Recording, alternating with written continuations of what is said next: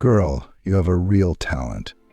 Each bouquet, a masterpiece. Only to you and go, said Lillian, regular customer. You could have opened your own business already. No way. It doesn't only require talent, she smiled modestly. And anyway, how can I leave Mr. Stephen, our owner, behind? He's put everything into this business. Lucky him. To you for the sake of these bouquets from all over the city go. Thanked the buyer and left with another floral composition. Lillian sincerely adored her work and considered it a true gift of fate. Once she, a girl with no experience, rural, naive, just pity and took the job Mr. Stephen. He himself had just opened a flower shop. There was an opportunity to organize deliveries of flowers from Holland, and Lillian, who was quickly learning from a professional florist, turned out to be a real treasure. Now that first tent, blown by all the winds, is a thing of the past. In 5 years, the business has grown. A small trading point was replaced by a beautiful glazed pavilion shop with a separate refrigerator for flowers and a comfortable workplace. We traded around the clock. The schedule was not easy, but Lillian earned here in a way she could not in her village.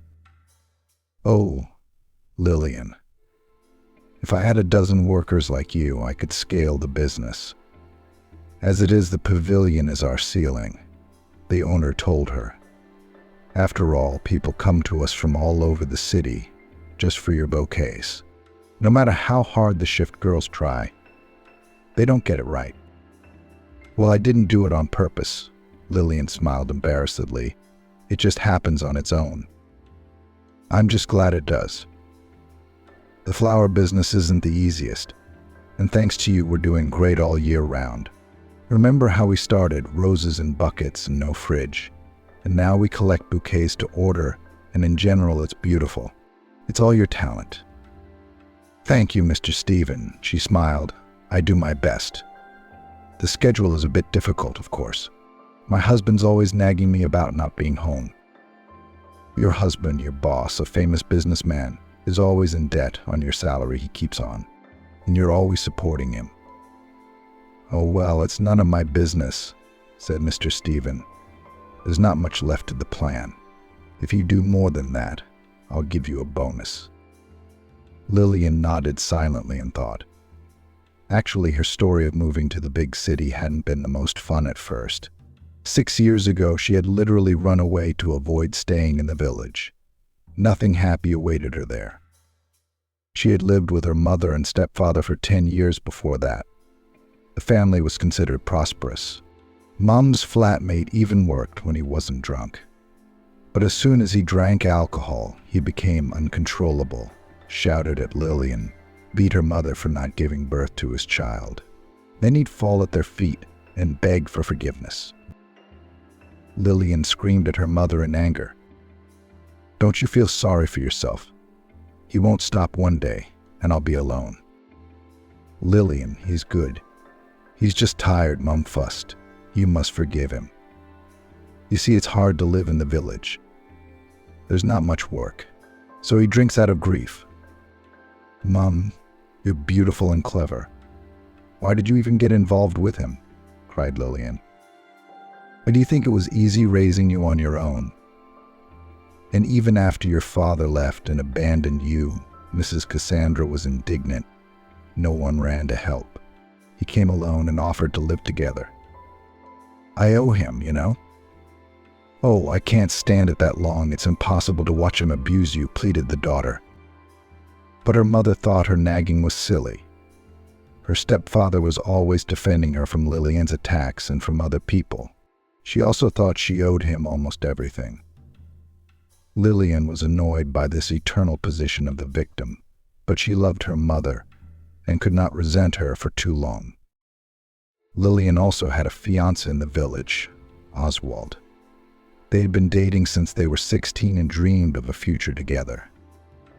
Lillian waited for her beloved from the army, never even looked in the direction of others.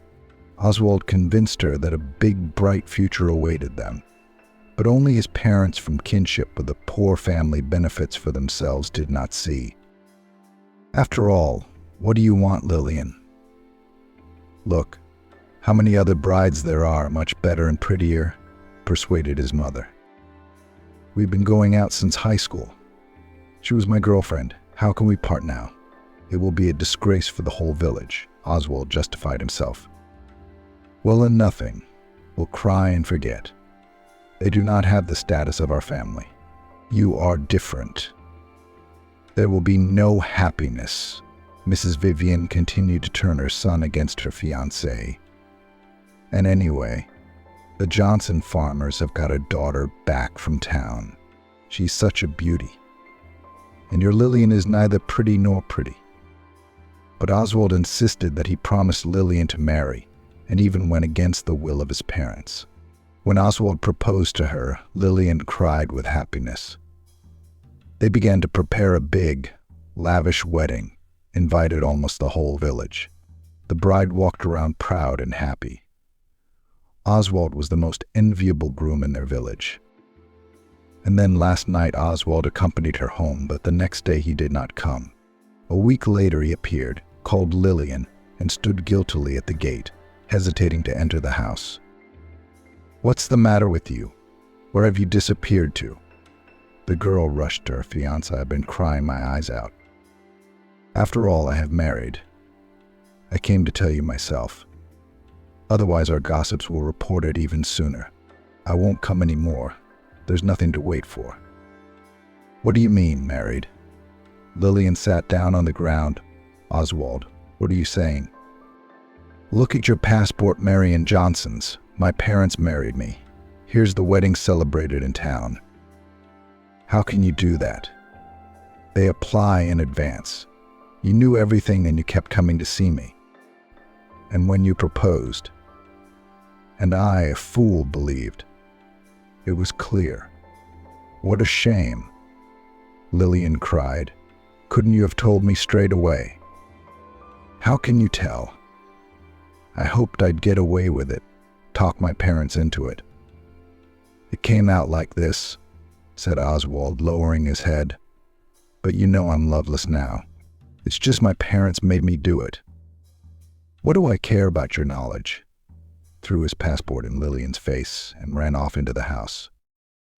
They never saw each other again. His brother found out the same day and tried to set fire to the house, to embarrass Oswald. But it only made things worse. He was taken to the police until he sobered up. Her mother gave Lillian the money she had secretly collected from her stepfather and told her to leave from the shame, the grief, the life she had no chance of living. Lillian took the very first morning train from the village to the city.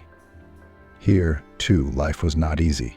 For almost a year she rented the cheapest room, ate what she had to eat, and lived very frugally. I survived on casual labor, then sold tea and cakes at the market for a while. That's where she met Mr. Stephen, who was looking for a salesman for his flower shop. And for 5 years Lillian was a florist, collecting beautiful bouquets. She took several courses paid for by the owner. She learned how to choose her own packaging, design, put flowers together. I read books and watched blogs about floristry and ethics. Surprisingly, living in the countryside, Lillian did not notice any such talents. It is true that in their vegetable garden grew only asters, Kalina sunflowers. Her mother was not fond of flowers. At work, Lillian met her future husband. Jasper came to buy a bouquet for his mother's anniversary. Lillian collected the flower arrangement right in front of him. The young people got to talking. Jasper was 3 years older than 23-year-old Lillian. He lived with his mom, ran a business with mixed success, but considered himself an excellent entrepreneur. Jasper came for the second bouquet a week later, but he gave it to Lillian, asking her to make an arrangement of her favorite flowers. She had never received a bouquet from anyone before. Lillian cried, but felt insanely happy. For about 6 months they just dated, and then Jasper proposed marriage. They applied at the local registry office. The groom's mother wasn't too happy about it.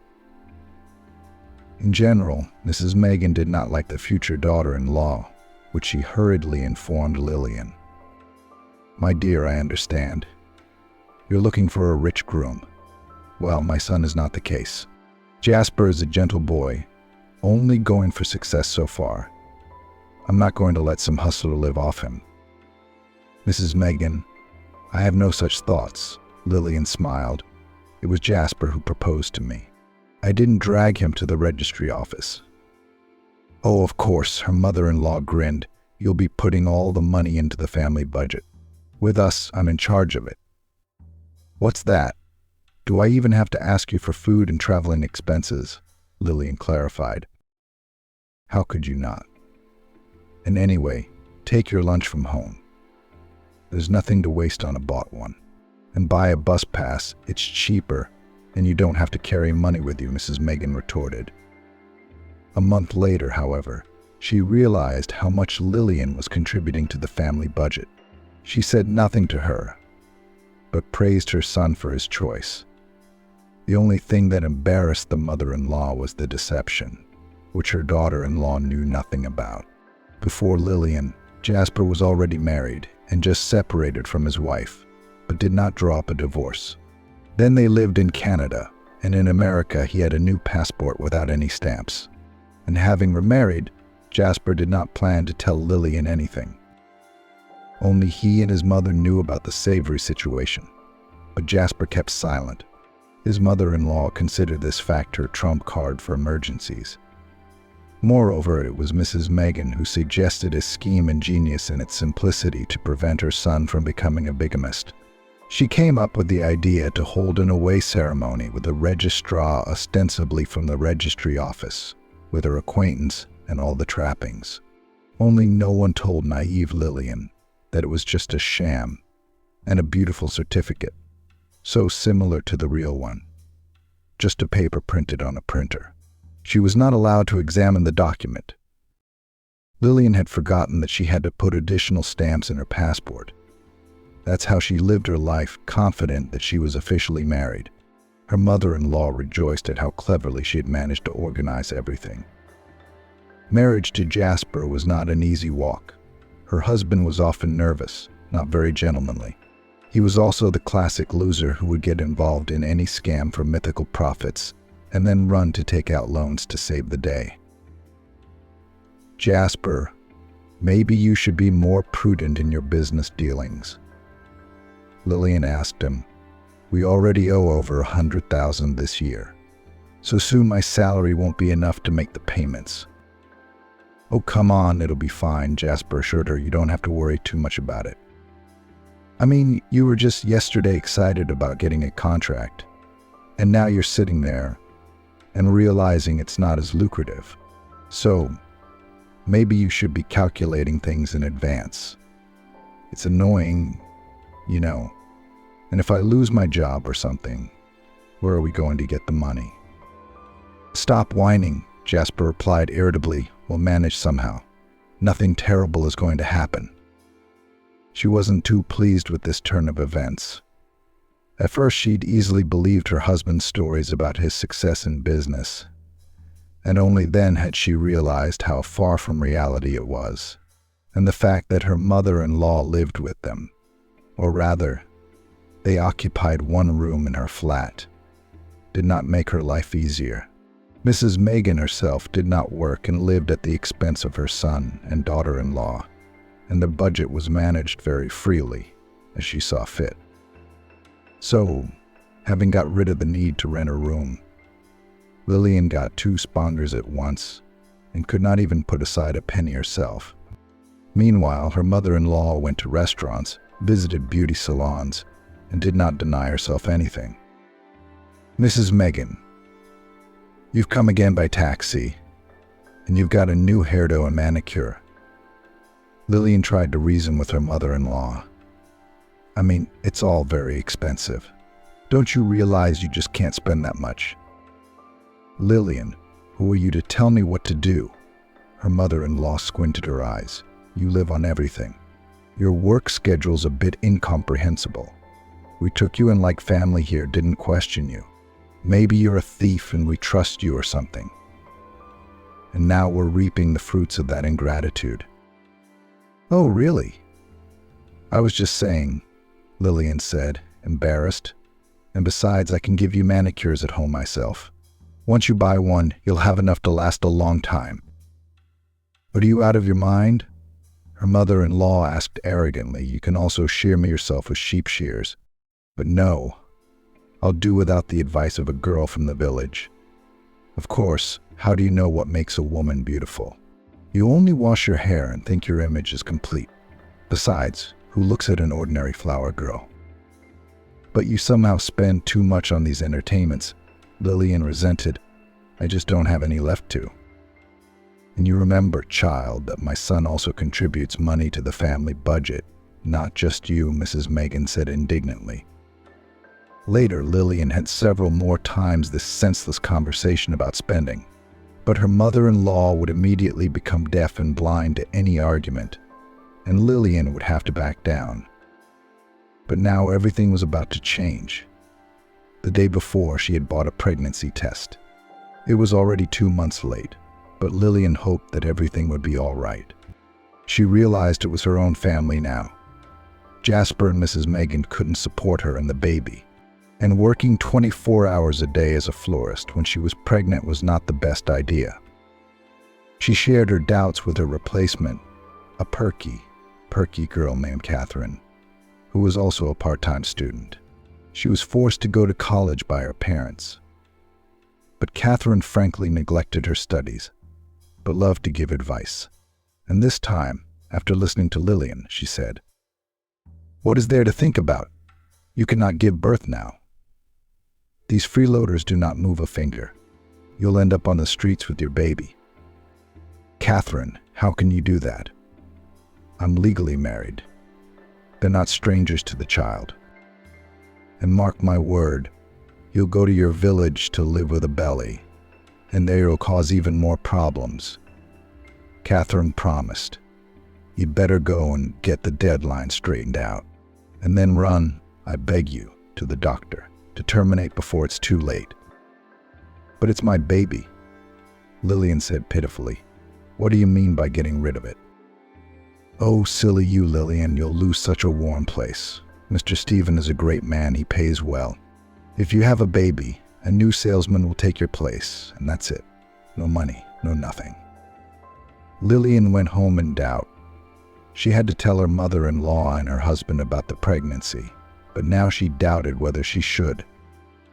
Jasper reacted normally to the news of her impending fatherhood, even hugging and kissing her, though he was not too happy. But the mother-in-law behaved quite predictably, wrinkled her face and said, "Of course it was necessary to get pregnant now, when your husband has a difficult period in business. He's always going through a rough patch," Lillian sighed, "and I'm never going to have a baby. There's never going to be a good time, especially with Jasper. By the way, mind you, we're only prepared to accept a boy," Mrs. Megan said with an important look. "No girls needed. Just an heir, a continuer of the business and the dynasty." "You're joking, aren't you?" Lillian smiled. "Oh well, I'll go for an ultrasound, find out. I have to have my first checkup anyway, and see if I can live up to your family's high standards." "Yes, you will, sweetheart, because everyone in my family is having their firstborn boys," Mrs. Megan said proudly. And Lillian thought that some of the members of this family could do without such pathos. After all, the boy they bore was not at all brilliant in his business, and lived at his wife's expense. But she remained tactfully silent, knowing that her mother-in-law would not hear her anyway, as she was only concerned with her own person. Lillian called the antenatal clinic and was offered an appointment for an ultrasound scan on the same day. She accepted. The length of the delay worried her. At the same time, an appointment with the gynecologist was scheduled. Her mother-in-law and husband listened to her talk with interest. Lillian took a nap, got ready, and went to the appointment. And the mother-in-law immediately attacked Jasper. Let's run after her. Go to the office, stand next to the door, and listen to everything they say. Ma, I'll look like a laughing stock. It's all pregnant women in there, Jasper said indignantly. I won't go. Just try it. We need to know who she's got in there and be proactive. Don't forget, I cover not only your financial failures, but your love affairs as well. It's your own fault. You could have used some protection. Is your mistress not pregnant? No, she's not planning to, Jasper replied. He had no secrets from his mother. Okay, don't lecture me. I know I'm in trouble. On the way to the antenatal clinic, Jasper thought about how good Helen was, the girl he'd been seeing behind his wife's back lately. The long-legged beauty had come to work in the office next door a year ago, and Jasper had lost his head pretty quickly. He spent all his spare money on the girl, and he got into loans at her mercy. And Helen was not enough. She was used to living luxuriously. Soon Jasper was already entering the building of the antenatal clinic, following his wife's bright yellow umbrella. Lillian walked to the reception desk, then to the office. Luckily for Jasper, the corridor was full of secluded corners, but there was no queue for the office. Soon Lillian was already in the office. The doctor had asked her not to close the door so tightly. It was very hot, and that was to Jasper's advantage. He could hear everything perfectly well without any effort. The doctor proceeded to examine him, and suddenly ahead. Well, Mummy, I have a nice surprise for you, she said. 7 weeks pregnant, 3 photo legs. How's that? Lillian wondered. 3 at once? Is that even normal? Well, maybe you had twins in your family, the doctor smiled. And in general, the development of the term, everything is fine. I'll write you the expected date of labor now. The doctor, of course, will calculate it himself when you go on maternity leave, the doctor said. Thank you, Lillian smiled. 3 at once. I hope to make my husband happy. We're going to make it. It's so amazing. The doctor smiled happily. Meanwhile, Jasper was running away from the consultation. He was in complete shock and had absolutely no intention of caring for Lillian or her triplets. In a panic, he called his mother. She really is pregnant with triplets. I don't want these kids. I'm not ready for fatherhood at all. What am I going to do? It's for life. And you don't forget, son, that officially your marriage is a sham. Nobody registered it. If she tries to get a divorce or demand something, we'll surprise your wife. Let her prove that the children are yours at all. According to your passport and documents, you have a completely different wife. How nice, smiled Jasper. But what's to be done now? I don't even want to talk to her. Go somewhere to unwind with Helen, Mrs. Megan advised. We'll buy you a nice hot tour. You said it yourself, she's been wanting to for ages. Yes, I'll make my favorite happy, Jasper grinned. And I'll tell Lillian I'm going on a business trip. I'm going to the travel agency right now. He did go, bought a week's tour for 2, leaving in the morning, and went home, where his wife tried unsuccessfully to reach him. She didn't really want to break the news over the phone, but she had no choice. Jasper didn't answer. When he did get home, he didn't speak to her. Lillian, everything later, your news won't run away. I have an urgent business trip. I'm going to the airport right now. I'll just take my things, that's all. But it's really very important, she almost cried. In fact, I thought we'd at least spend this weekend together. Let's not get cranky, husband asked. Enough of the tedium. Business comes first. You know it's about my pregnancy, said Lillian. They asked at the counseling center why there's no marriage stamp in the passport. Where do we have the certificate? I'll go get the paperwork for now.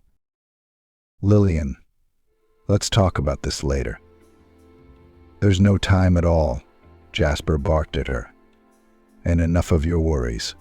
I'm just going to go on a business trip. We'll talk later. All right, whatever you say. But actually, I'm pregnant with triplets, and you're going to be a daddy of many children all at once. So you can think about that on the business trip, Lillian said through tears. Jasper left, and she was left alone with her mother-in-law. She immediately began to show her temper. "Why are you going to sleep until lunchtime?" Mrs. Megan shouted at 0700 hours. "The floors haven't been mopped for a week." "But the counselor told me to get more rest," she excused herself. "I'm trying to stick to my regime." "That's ridiculous. Pregnancy is not a disease," her mother-in-law cut her off. "Or have you decided that you will now walk like a queen? You'll register your children with your mother in the village. I have nothing to inflate the rent here to the sky. It's crazy. You should have got pregnant with triplets." "Actually, your son was involved too," Lillian said indignantly. "I'm not the only one. And that's something to see who you're hanging out with on your 24 hours. Maybe your son had nothing to do with it," her mother-in-law snorted. "You've got security guards sitting there, and you've got cheerful customers." "What are you talking about? I've never cheated on Jasper," Lillian said indignantly. "You're just making up lies to get in a fight with your husband." "And even so," Mrs. Megan declared, "I told you straight away. This marriage is one huge mistake, and you've just found a convenient option for living on everything in a nice flat. No need to buy anything. Live and be happy. But you don't like it. And you reproach me too." "Well, I'm sorry, maybe I'm wrong about something," Lillian replied. She washed the floors in silence and went for a walk. When Mrs. Megan returned, she had a new task in mind. Sort out the laundry. Who better than Jasper to leave money and a car fob in his pockets, she commanded. "And make it quick.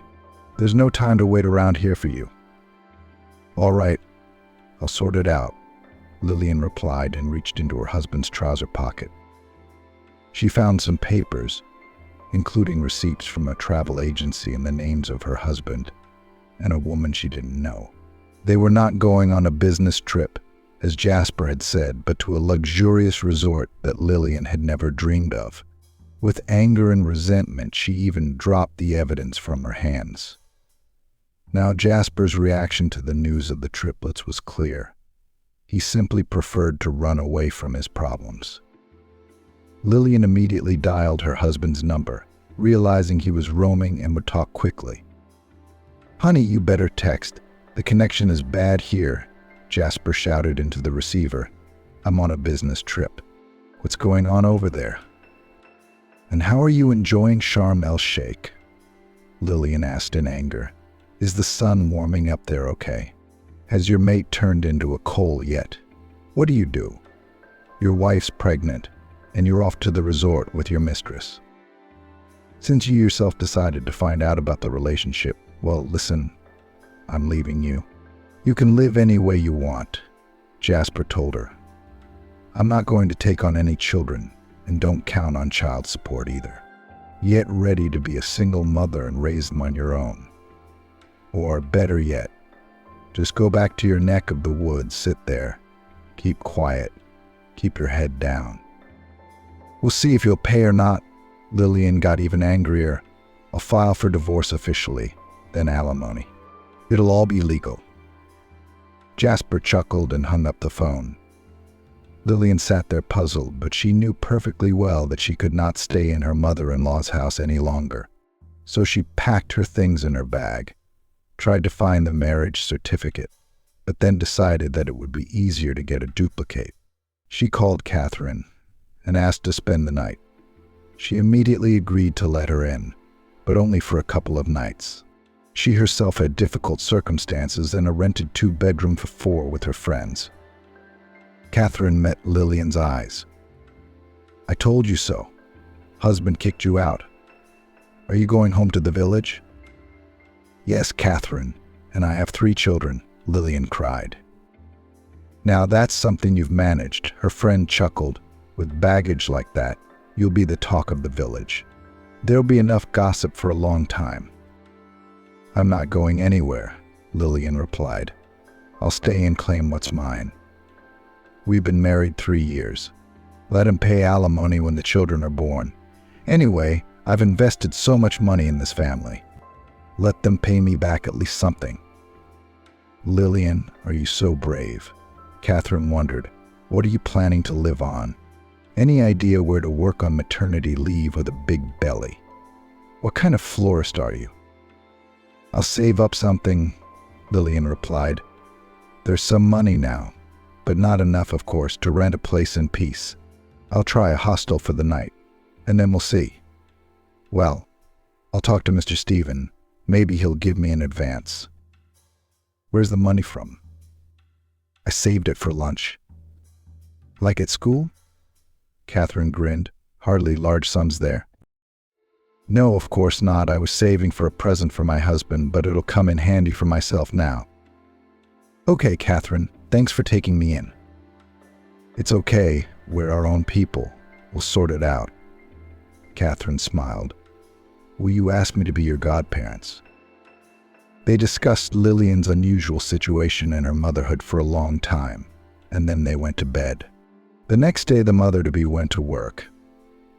At first, she kept silent about her pregnancy, but her money was only enough for a hostel, and not the best, alongside dysfunctional people. Lillian was scared to sleep there. She had to go to talk to the host, but he didn't make her very happy.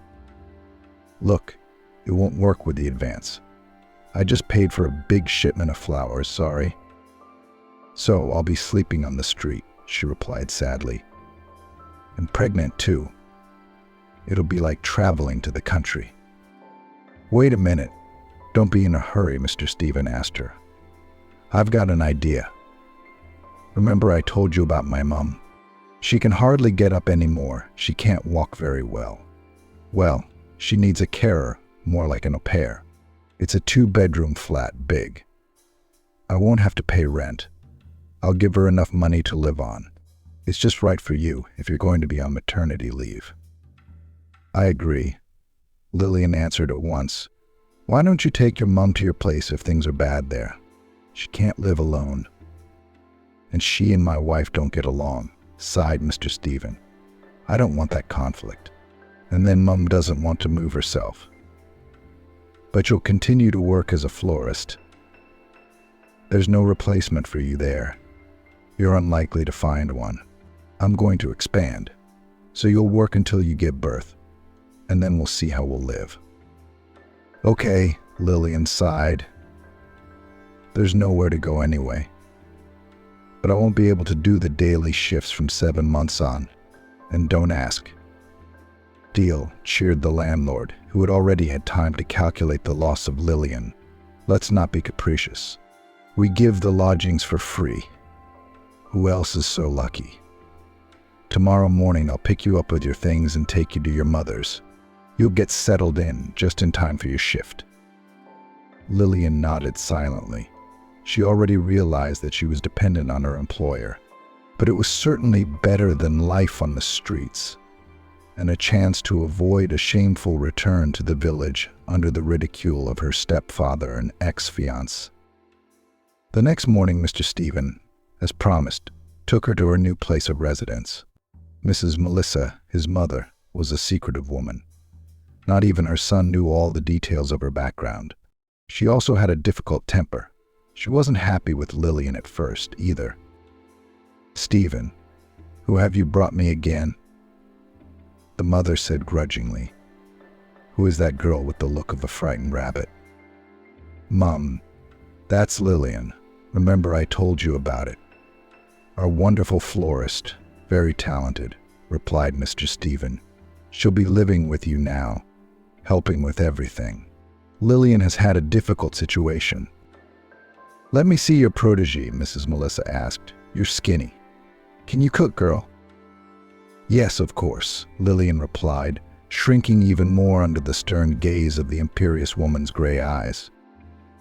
Your bedroom is to the left. That sitting room. The second door is my chambers. No knocking there. We'll discuss the rest. She stayed to talk to her son, and Lillian went to look at her room. It was quite spacious, with a large bed, a window, and a desk. Lillian laid out her things and put on her pajamas. She felt much more comfortable in this obviously well-off house than at her mother-in-law's. By this time, her husband had already returned from his holiday, but he had not even called to ask about Lillian's health. She and her mother-in-law kept quiet, waiting to see what action the pregnant woman would take, and she had no time to go to the authorities.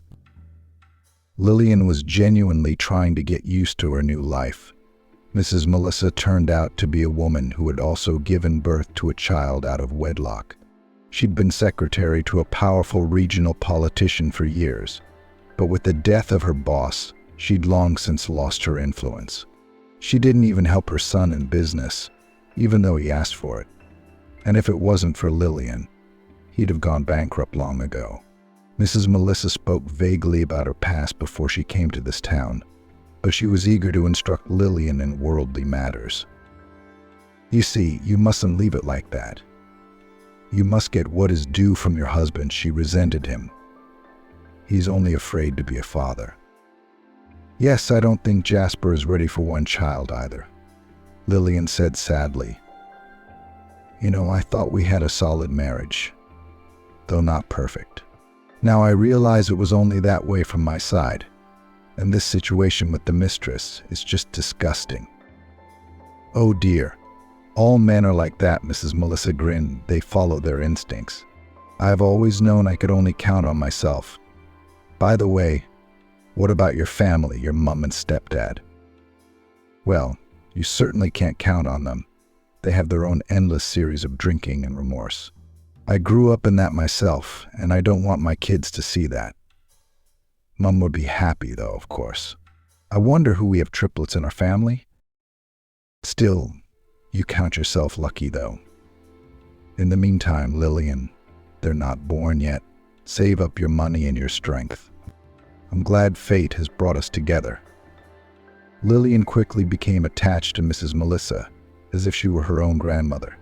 It was she who insisted that the pregnant woman still filed for divorce herself. But first she had to get a marriage certificate or a duplicate. Lillian went to the registry office and they received an answer, which she did not expect at all.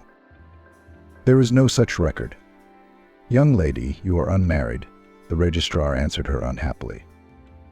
What kind of nonsense is that anyway? How so? Yes, Lillian, maybe you're looking at the wrong date. The database doesn't give out anything on your details at all. But for your alleged husband, there is a marriage. Only it was concluded 5 years before yours, and it has not been dissolved. Wait, he's married. Lillian felt her eyes go dark right there in the registrar's office. She collapsed into a faint. She was brought to her senses on her own, given tea and lemon. The women around her immediately became friendly and nice. They explained to Lillian that she must have been a victim of a marriage scammer and had not registered any marriage. She had just been tricked into getting married.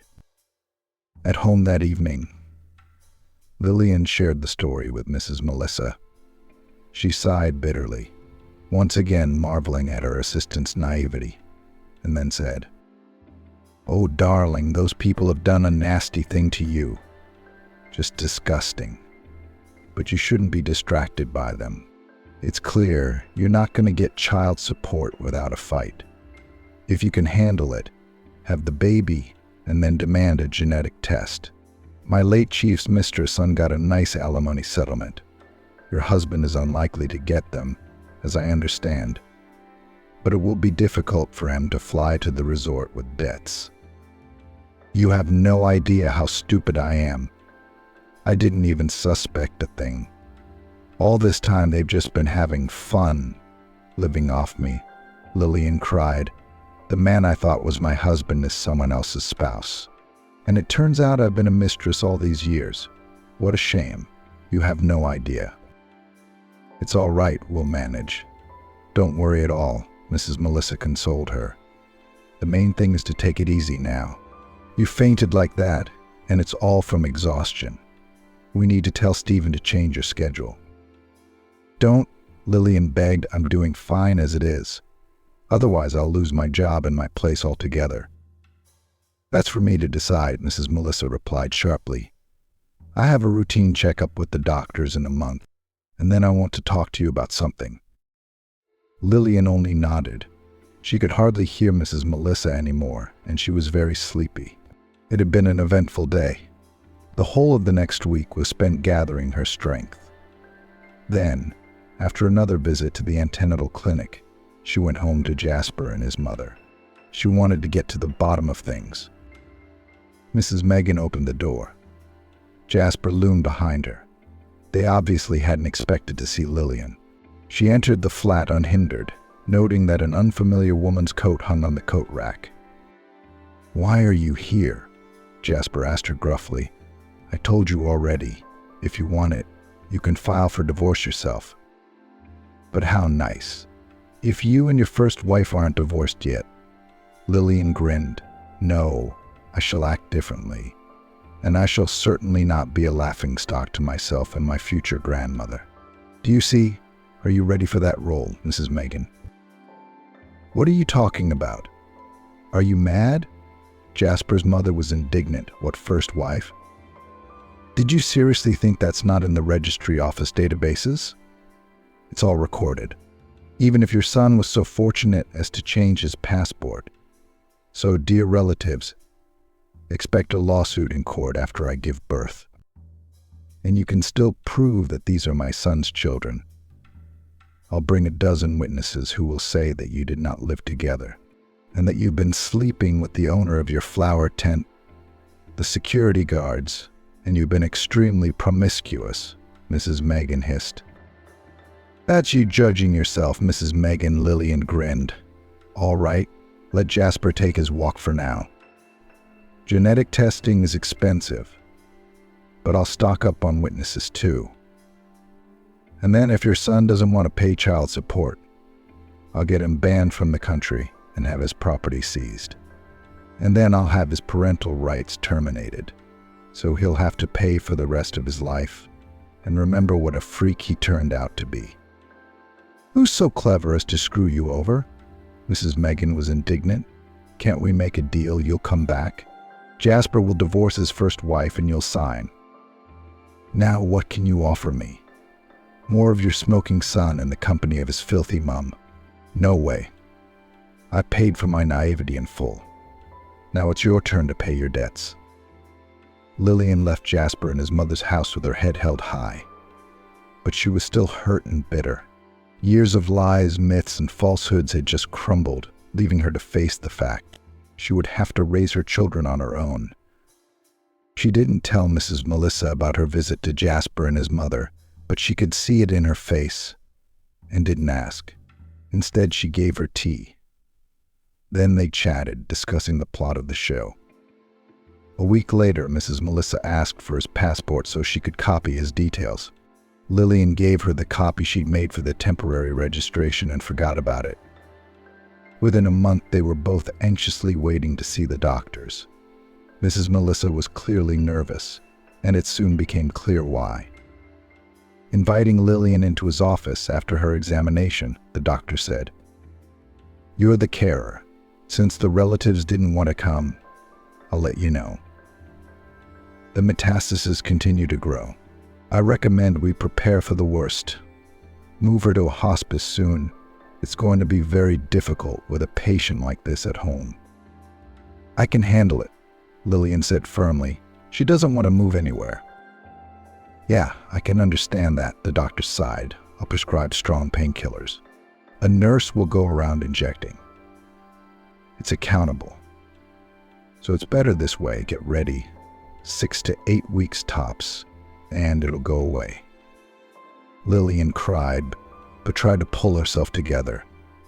And at home, Mrs. Melissa made her sit down beside her bed and said, "Honey, I can see your eyes are wet, don't?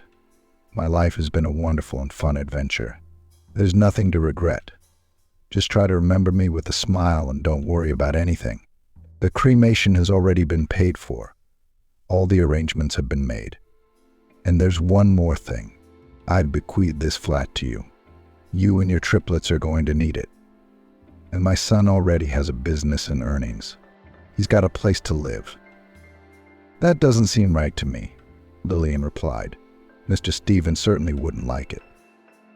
And I don't care. He won't go against his dying mother's wishes. Mrs. Melissa covered her eyes for a second. She was in pain. Don't interrupt. There is so little strength and time left. Now, if you want to remember me later, just clean up the balcony. Trust me, you'll love it. Yeah, weird, sure, but okay, I'll do it, Lillian promised. And is it true? You have no chance of getting better at all. No, Lillian. The cancer has already eaten away at my body, continues to destroy its cells. I've already had a relapse when I was young and passed, and now I'm tired of fighting. So the important thing is to do my will. Remember and promise this to your dying grandmother. Come on, you're younger in spirit than most, Lillian said indignantly. Let me prepare your soothing tea. No, I don't want any. Make some cinnamon coffee, Mrs. Melissa requested. There's nothing else to be careful of now. For a fortnight, Lillian tried to spend every spare moment with the old woman, anticipating her wishes, cooking her favorite meals, helping her turn over, changing sheets and nappies. Then one morning she heard moans and ran into the room. Mrs. Melissa was no longer breathing. Lillian called Mr. Stephen and the ambulance. Then there was the cremation and a few uneasy days. When the son went to his mother's notary, he was shocked to learn that Mrs. Melissa had bequeathed the flat to someone other than her relatives. The furious owner of the flower tent rushed to the flat where Lillian was still. What is this? You've rounded up my mother. What a poor orphan. She sees a rich aunt dying and she goes on trying, cried Mr. Stephen. Mr. Stephen, I didn't ask her for anything, honestly. Mrs. Melissa only mentioned it herself after her last visit to the doctor. Lillian excused herself. Come on, I can see right through people like you. You calculating little shit. Her boss yelled at her. Well, I'm not going against my mother's will. The flat is bequeathed to you with all its contents. I'll only take the family album. Since she's so determined, enjoy your inheritance. What about work? Am I fired? Lillian asked in a trembling voice. Would you still have the nerve to ask that? Mr. Stephen yelled. Of course I'm not going to work with you. As it is, you cheated my mother out of an inheritance. And I was already dreaming that I'd sell this place, open another pavilion. What's there to talk about now? It's all gone because of you. He left, slamming the door and taking the family album. Lillian stayed in the flat, brewed herself some soothing tea and started calculating. She hoped that she would be able to live on the money she had set aside until the birth. The next day she received a call from the notary, who suggested that she start the inheritance. In due time she became a full owner, and now she was even thinking of renting out the extra rooms. But most importantly, Lillian was suddenly interested in making videos about caring for plants. There were a lot of them in the house. She also showed how to put together beautiful bouquets and talked about choosing gifts. A small blog unexpectedly gained popularity at first among her regular customers, and then the owners of flower shops in the city offered her cooperation and free material for her work. One day, after evaluating her next video, Lillian thought it would be a good idea to dismantle the balcony, fulfilling her promise to Mrs. Melissa. She was no more than a month away from giving birth. It was already hard for Lillian to bend over. With a small bench, she went to the balcony and began to carefully remove the things stored there from the locker. The balcony was glazed and even had a light. It was comfortable to work on. Lillian thought that after the birth she could set up a workshop here and take pictures. Suddenly, apart from memorabilia and jars of pickles, a rather weighty box was found in the depths of the balcony. Lillian opened it and gasped. Inside were jewelry. She even weighed them on the kitchen scale, 3 kilograms. All the pieces were hallmarked, and at the bottom of the box was a note. This is my reminder of the past. Something that was taken from my parents' house. For many years, I didn't even wear them. I just bought new ones, and the collection grew. But when it became clear that I didn't have long to live, I thought about who would benefit from my treasures, and I'm leaving them to you as a dowry for triplets. If there is to be a girl, please give her my name." Lillian read this message and wept, but she thought it was not fair that all the wealth would be left to her. The honest girl called Mr. Stephen and showed him the note from her mother. "I think it would be right to share it with you," said Lillian. "Lillian Lord, this is after what I've said to you." He rushed to kiss her hands. "Yes, there's enough here to expand the business. By the way, I saw your blog. Do you want to collaborate and make exclusive bouquets from my flowers?" "Sure, but I won't go to work for you. I'll be my own florist," Lillian smiled. "And what to do with all that jewelry?" "Knowing my mother, she'd want some things to stay with you personally. This locket, for example. She was very fond of it. And anything else you want, you can sell. I'll give you the contacts of a jeweler my mother knew, so it won't be a scam." "Thank you. I know absolutely nothing about jewelry," Lillian smiled. She did keep some of the jewelry, and the locket too. Now she wore it without taking it off. She had sold some of the gold at a bargain price and could now easily afford a child's dowry and proper food. Lillian was keen to buy things for the children, and she herself was now well dressed. One day, as she got out of a taxi, she came face to face with Jasper. "Are you getting rich?" The man grinned. "And anyway, where's the money coming from for taxes and stuff? You're going to have a baby soon." "I don't think that's any of your business," she grinned. "I have a flat in this building." She stepped into the entryway, opening the door with her key. And Jasper decided to ask around the neighbors and verified that Lillian was indeed the landlady. Her story was discussed in the courtyard. The girl was pitied, and the father of the children was actively condemned. At home, Jasper told his mother about everything, and she attacked him with accusations. "That's how you hurried. We could have had more than a small slice of this pie, and it's all your fault with your girlfriend." "Mom, how many times can you scold me?" Jasper said indignantly. "Who knew she got rich? I wonder where the money came from. Lillian didn't look like an underground millionaire before." "That's the thing to find out. You can always say you're worried about the children," Mrs. Megan admonished him. But Jasper didn't have time to try to win his ex back again. She went into labor. The 3 babies, 2 boys and a girl, were born a little prematurely. But Jasper himself got involved in some serious business with some very unpleasant people. He was sent to play cards with his new companions and predictably owed far more than he had. Jasper was quickly put on the meter. The money dripped. Creditors went to their house every day, scaring Mrs. Megan into a heart attack. Finally, Jasper figured out a way to get out of it and gave his uninvited guests the ex's address. "This is my wife. We're separated, but you can collect the debt from her. She's soft anyway. Can't stand up for herself. And you scare her properly. Tell her to sell the flat." "Why should she live in such an expensive flat?"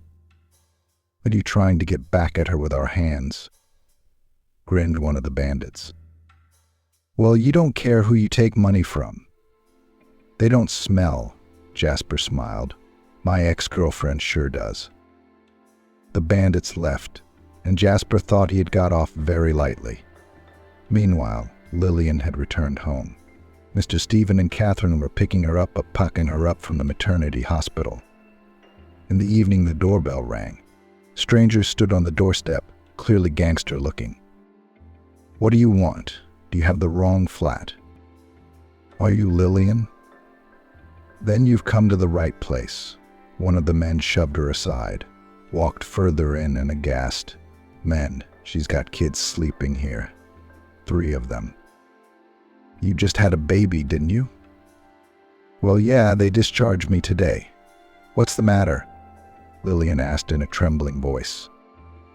"Let's go into the kitchen and have a chat," suggested one of the uninvited guests. Your ex owes us a debt, and it's your turn to pay, mate." "All right then." Lillian plucked up courage.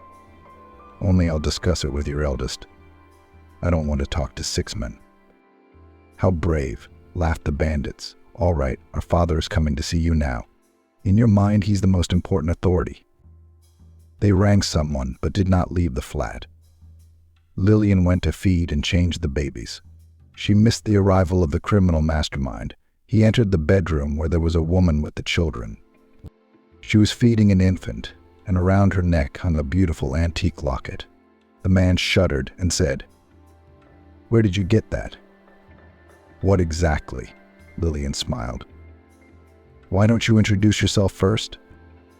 "Kevin," her guest answered her. "I mean the locket. It's an unusual piece. Did you know it opens? My mother has one, and my sister had the other one. Years ago they had a fight. Melissa ran away from home, and my mother stayed to live with her parents, then moved to this town after they died and gave birth to me."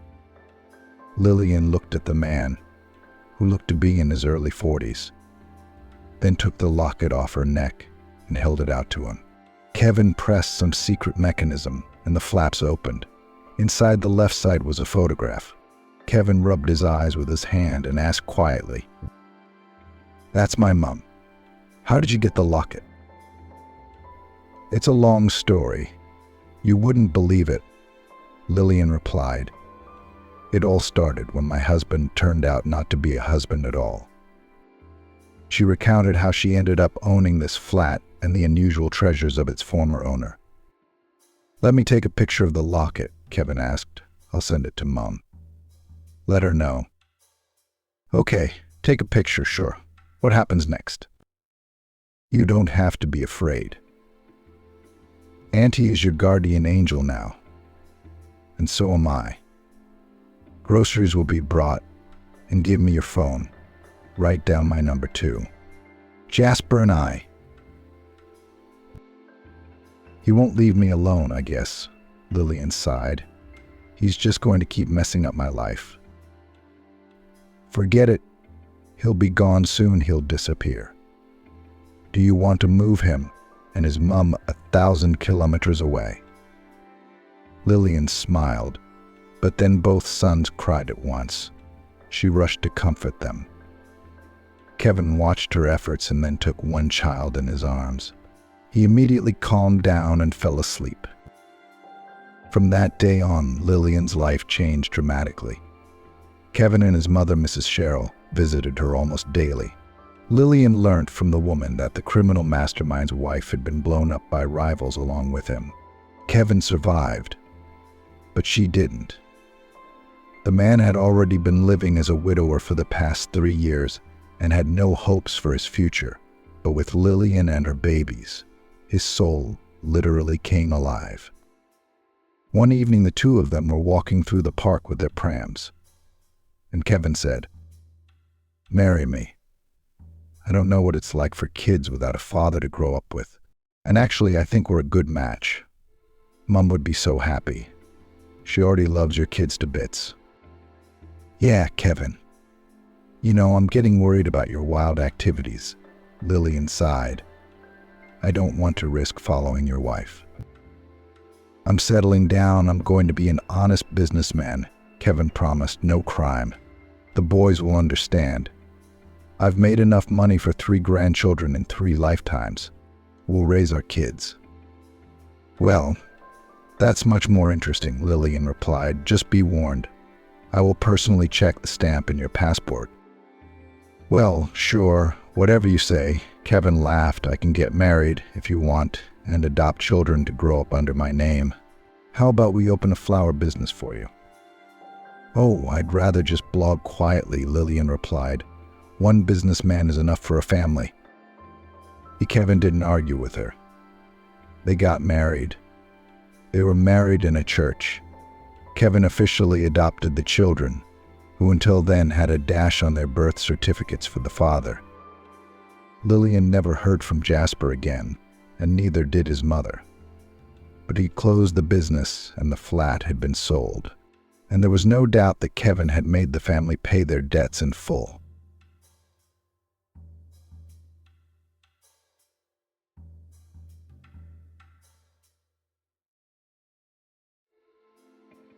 Seeing a rich woman throwing away a baby pram, a beggar decided to take it for herself. And as soon as she opened P4, Sandra scrutinized the woman's face on the laptop screen. It so happened that the search engine had accidentally given her an article about this Tiffany, the founder of a charity fund to help children in difficult situations, left without parents or brought up in very poor families. A mature, well-groomed woman, kind look, open smile, stylish, so energetic. Sandra couldn't take her eyes off her face. She gazed, remembering was she or wasn't she. It looked like she was. She couldn't be sure. After all, Sandra had seen her only once in her life almost 15 years ago. And yet some inner feeling told her that this was the woman who had once played such a big role in the fate of their family. What would have happened to them all if it hadn't been for Tiffany? Or was it not her after all? Sandra ran her eyes over the article once again. It talked about Tiffany's life. She was quite happy now as she had finally found her true calling. The woman helps children and considers it her life's work. Tiffany had even taken in 3 babies from an orphanage, the kind that everyone else had given up on. They had health and behavioral problems, but now they were well-adjusted teenagers, 2 girls and a boy. They posed for pictures with their foster mother, beautiful, dressed up, smiling. And just 10 years ago, no one would have given them a chance. Tiffany proved by her own example that the impossible is possible. The main thing is love, faith in children, and willingness to work long and hard. Not everyone can do that, of course. Tiffany is rich. Her husband is a big businessman, the owner of a famous chain of petrol stations. And she's achieved a lot herself. For many years, she worked as a stockbroker and managed to make a fortune. In an interview, Tiffany admitted that she used to consider her career as the main thing in her life, and money was not even the main motivator. No, Tiffany grew up in a fairly wealthy family and has never known want. Sandra read this article on the internet like a fascinating book, holding her breath. It seemed that Tiffany was the guardian angel and savior of their family. Everything fit together with amazing accuracy. It was just that the work fascinated her, enthralled her, completely inspired her. It was kind of like an interesting game that a woman would give herself over to. And then everything changed. Tiffany was in her early 40s at the time. She started thinking about having kids. And that's when it became clear that it wasn't that simple. Sandra pulled away from the screen, leaned back in her chair, and sighed heavily. The memories came back to her in slow waves.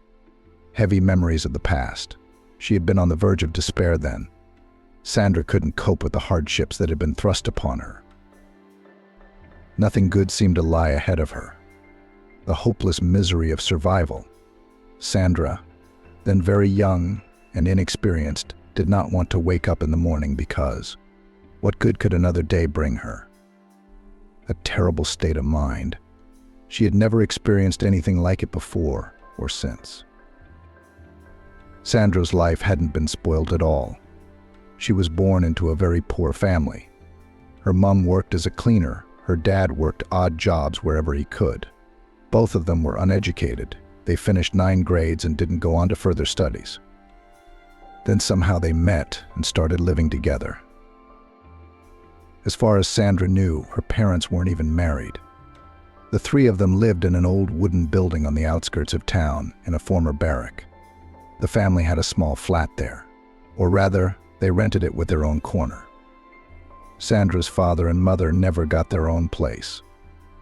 They were both quite happy with that life. If one of the spouses managed to earn more money, there was a party with drinking, cheerful neighbors, dancing, talking until morning, and sometimes fights. On such days, Sandra bought cheap sweets from the nearest shop, stale gingerbread, chocolates with nuts, soda in tin cans. The little girl felt almost happy. But the truth is, fear always came afterwards. The drunken guests of her parents, many of them instilled fear in Sandra. Sometimes she even did not sleep at night, listening to the sounds in the kitchen. Until now, the girl thought that everyone lived the same way she did. Sandra did not go to kindergarten. From the age of 3, she was left alone at home while her parents worked or went for a walk somewhere. She even liked it. She could play wherever she wanted and make as much noise as she wanted. No one reprimanded her or calmed her down. Sandra had many friends in the yard. The girl knew them from birth. They were the children of the very neighbors with whom her parents were so closely associated. These boys and girls grew up just like Sandra herself. It was a rough neighborhood. That's how everyone lived. And then it was time to go to school. And it was there that Sandra realized how different her own life was from that of many other children. Her classmates had beautiful new bags and clean clothes. They brought beautiful toys to school, discussed computer games and trips to the sea. Sandra felt like she was in another world. At first, the children tried to stay away from the unkempt Sandra. The girl wore an old dress with worn orange shoulders, inherited from one of the neighbors. The little girl was very out of place, and Sandra herself was in no hurry to get close to her classmates, who were like aliens to her. But Sandra looked closely at these girls and boys. She understood a lot about this life by looking at them, and tried hard to fit in with this alien, but so attractive world. Sandra learned to keep her things in her workplace in order. Around her small desk there could be chaos, empty bottles, some rags, rubbish, but the desk itself was perfectly clean. The girl began to ask her parents for new things, albeit cheap, but from the shop, not from someone else's shoulder. Sometimes she even managed to persuade her parents to buy, and Sandra also tried very hard to study hard. True, with this was trouble. The girl honestly crammed all the rules in the textbook and memorized the formulas, but still made mistakes in words and examples. And physics and chemistry remained for her an incomprehensible science. Sandra was frustrated, but she didn't give up. She studied diligently and studied hard. Teachers saw it and praised her for her diligence. Even overestimated hard-working Sandra, encouraged as they could. But Sandra realized that she would not make a scientist, and so would like to become an economist or a lawyer, to work in the office, to walk in a beautiful blouse and a narrow skirt, and be sure to wear high-heeled shoes. But the girl was very mature for her years and realistically looked at things. She knew that she would not reach university, but she would definitely get a specialized secondary education. Teachers helped the diligent student, drew her a good certificate. Thanks to this, Sandra entered college as a pastry chef. The profession seemed to her suitable, in demand, useful. "You'll never go hungry," her mother approved of her daughter's choice. Her father was gone by that time. He had died a year earlier from poor quality alcohol. Mother, by the way, also briefly survived the spouse. When Sandra was studying in the second year, her mother, drunk, fell asleep in the cold and froze to death. Sandra that night was preparing for exams because it was a winter session and did not suspect anything. She thought that her mother, as always, would stay the night where she was walking, but she decided to return home. So very young Sandra, who was barely 18 years old, was left alone. It was good to be an adult, or she would have had to go to an orphanage. Sandra suffered the death of her parents, no matter how they were, but still loved her, and in their own way took care of her daughter, never beat, never humiliated. And the fact that sometimes they were indifferent, so they themselves had such a childhood. No one had taught them how to bring up children properly. But the girl did not have to worry long. Life itself did not give. She now had to think about how to provide for herself. No, Sandra had been working a little bit by little for a long time. She cleaned the floors instead of her mother or her shift worker, or substituted for a saleswoman in a local shop for a few hours. But now Sandra needed a lot more money because she had to pay rent, take the bus to college every day, and eat. So Sandra got a job as an assistant in the school canteen. The job was hard in every sense. She had to carry heavy pots and pans from place to place all day long. After the shift, Sandra felt as exhausted as a lemon. And what was there to study for? Of course, the girl could not combine work and college. She was soon expelled. Sandra cried then from despair, injustice and impossibility to change anything. Wow, she tried so hard to make it in the people, and in the end repeats the fate of her parents, also left without education. But Sandra will definitely not drink, and she will have a family of her own, with a caring, hard-working husband who will take care of her. Maybe she will have time to finish her studies. Who knows how life will turn out? Sandra dreamed of having a family. She was tired of living alone. She wanted to have a reliable man to rely on. But the local boys were not suitable for a life partner. They were firmly following in their parents' footsteps, and it was obvious. Looking at the peers with whom she grew up, Sandra wondered, do not they realize that they need to somehow get away from such a fate, at least try to fix something? But they didn't seem to see anything special in their way of life. Everything suited them. They felt quite happy, got together, had children and split up, had fun parties with fights and long conversations about nothing. Just like their parents. Sandra had been invited once, but she'd always refused. Why are you ruining my reputation, you smart ass? You've got a bad temper, looking down on everyone. Cynthia, a neighborhood girl and once Sandra's closest friend, complained. Cynthia didn't work. Why should she? She already had a young son for whom she received a good amount of child support. I wish she had child support from the father. But the trouble was, he didn't work. Cynthia often invited Sandra to visit. The girl refused. She knew exactly what went on behind the flat doors, the same thing that had once happened in her own home. Partying, meaningless conversations, and fights. Sometimes Sandra wondered, I wonder why I turned out so different. Perhaps it would have been easier for her if she had turned out like everyone else.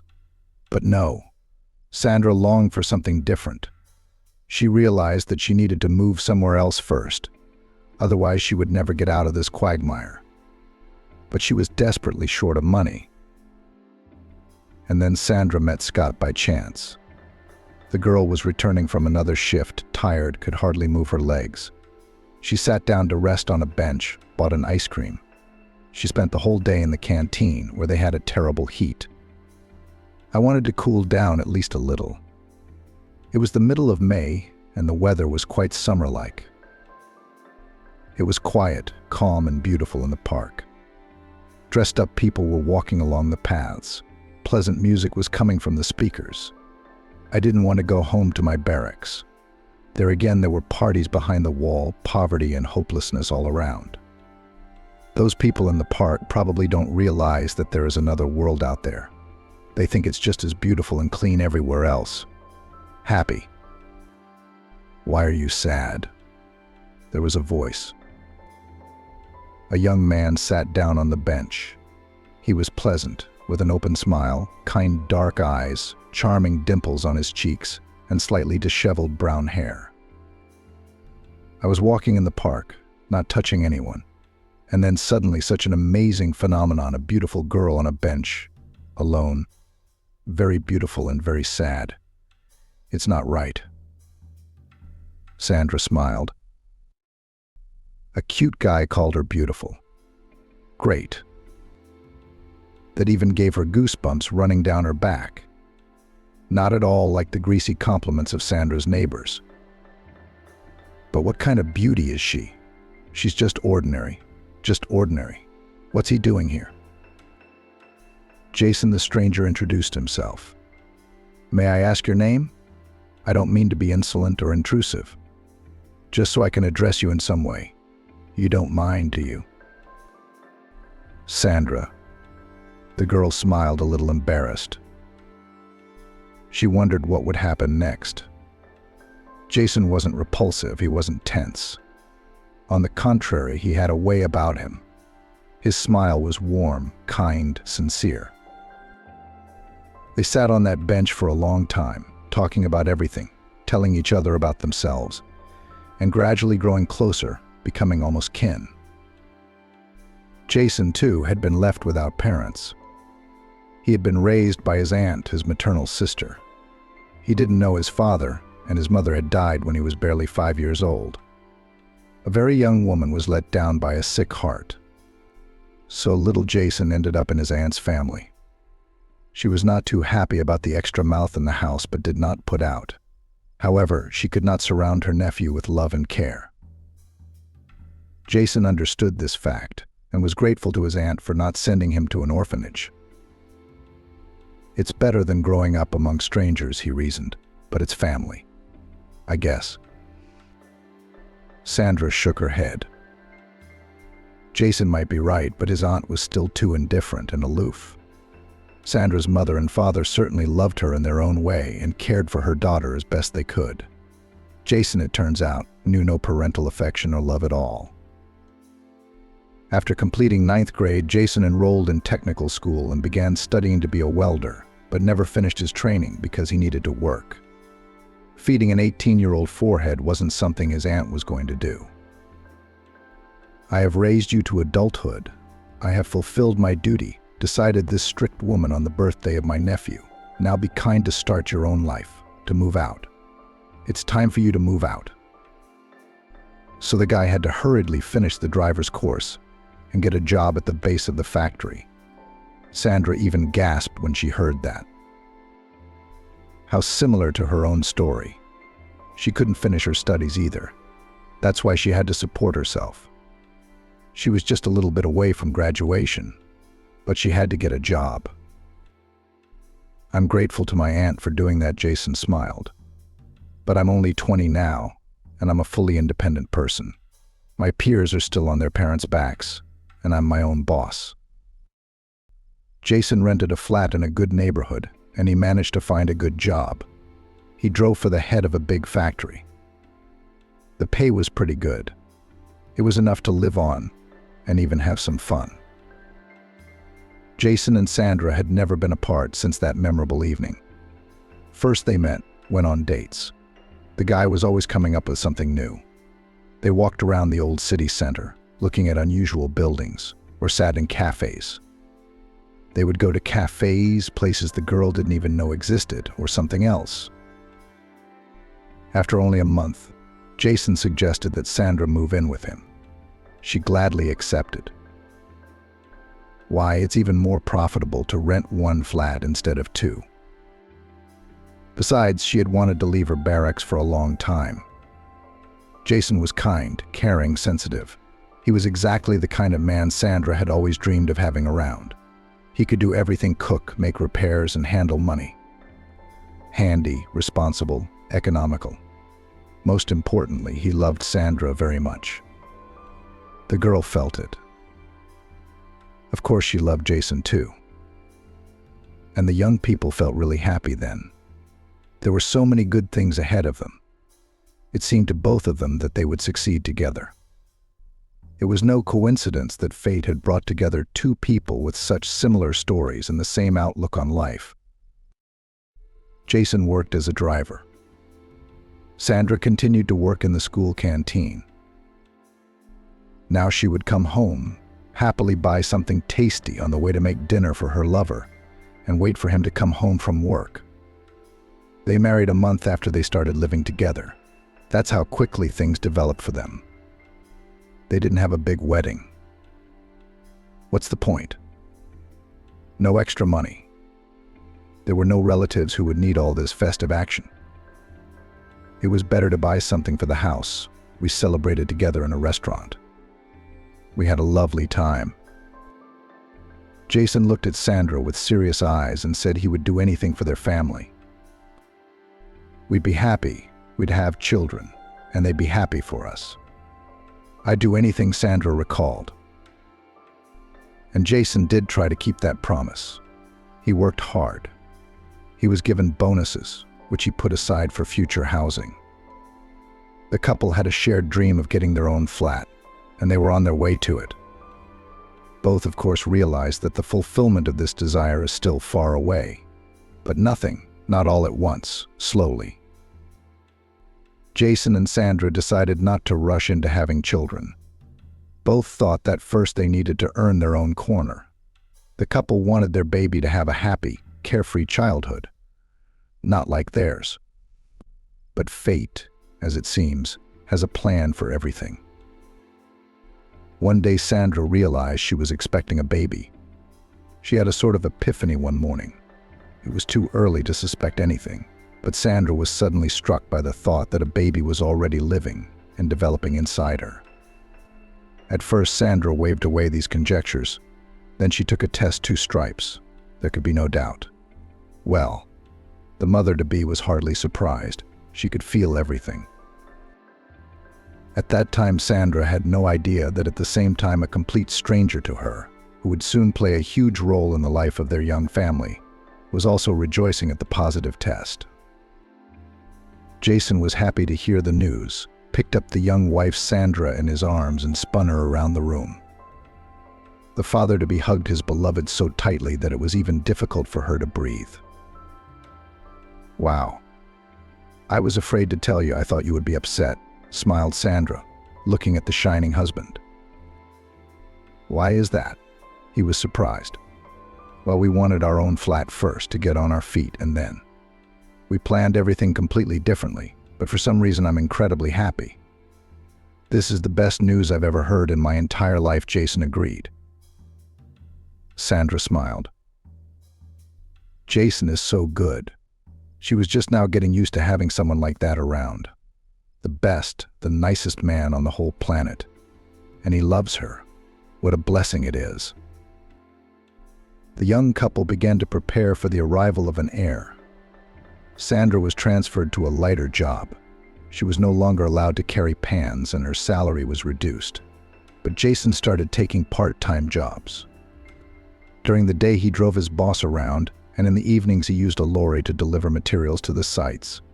He did what he could to raise more money for the baby's birth. "Our baby should have everything we need and more," Jason said as he hugged Sandra after work. She felt sorry for her husband, seeing how tired he was. But what could she do? He was right. They had no one to help them. They had to do everything on their own. And it's not easy. Then came the long-awaited maternity leave. Sandra felt not very well and was glad to be able to at least a little rest before the appearance of her beloved daughter. The ultrasound had already shown that it would be a girl. The couple have even decided on a name. Jason said he wanted to name his daughter Emily. Sandra didn't mind. She liked the name too warm, so sweet. It was a late September evening. There was no sign of trouble. Jason had gone to his part-time job moving furniture from one town to another. He was glad to be able to bring an extra penny into the house, which of course was not really extra at all. The weather was good, the motorway was quiet. Jason was an experienced driver, despite his young age. Sandra was often anxious when her husband made long-distance journeys. But that evening she was not anxious at all. Sandra was lying on the couch with her laptop and picking out things for the baby girl to wear for her discharge. Yes, it's still a couple of months away. But while the parcel will be delivered, a lot of time will pass, she thought with a smile, looking at the tiny overalls and halters. Of course, the dresses were especially adorable. It turns out that even luxurious evening dresses are made for newborns. It was so nice to imagine my little girl in these clothes. I wonder who little Emily will look like. We won't know until 2 months from now. Jason and I are both cute. Emily's going to be a beauty either way. But that's not even the point, as long as she's healthy, Sandra thought.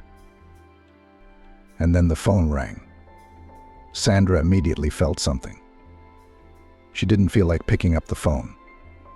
A call in the evening, and from an unfamiliar number, not good. But there was no way out. Sandra Lucas' voice sounded excited. She recognized him immediately. It was Jason's partner, his colleague.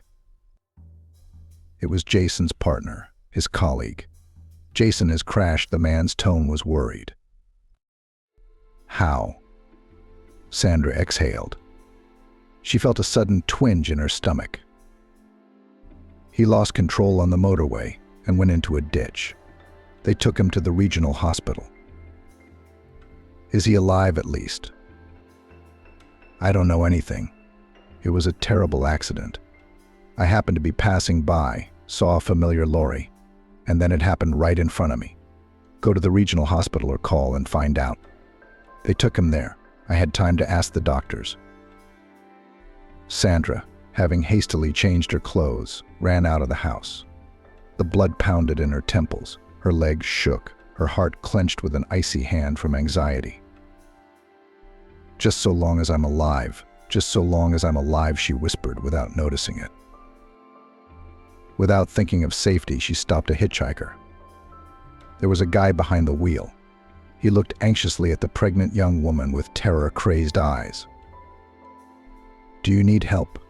he asked sympathetically. "Is it time to go to the maternity hospital?" "No, to the regional hospital," Sandra asked. "Will you bring me?"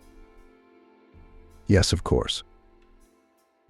The young man did not ask unnecessary questions, and he did not take any money for the journey either. It was obvious that the guy sympathized and empathized with the passenger, but he didn't want to pry into her soul. However, he asked her a couple of times if she needed help. Sandra said no. How could this young man help her? The young man drove her to the gate of the regional hospital, wished her good luck and left.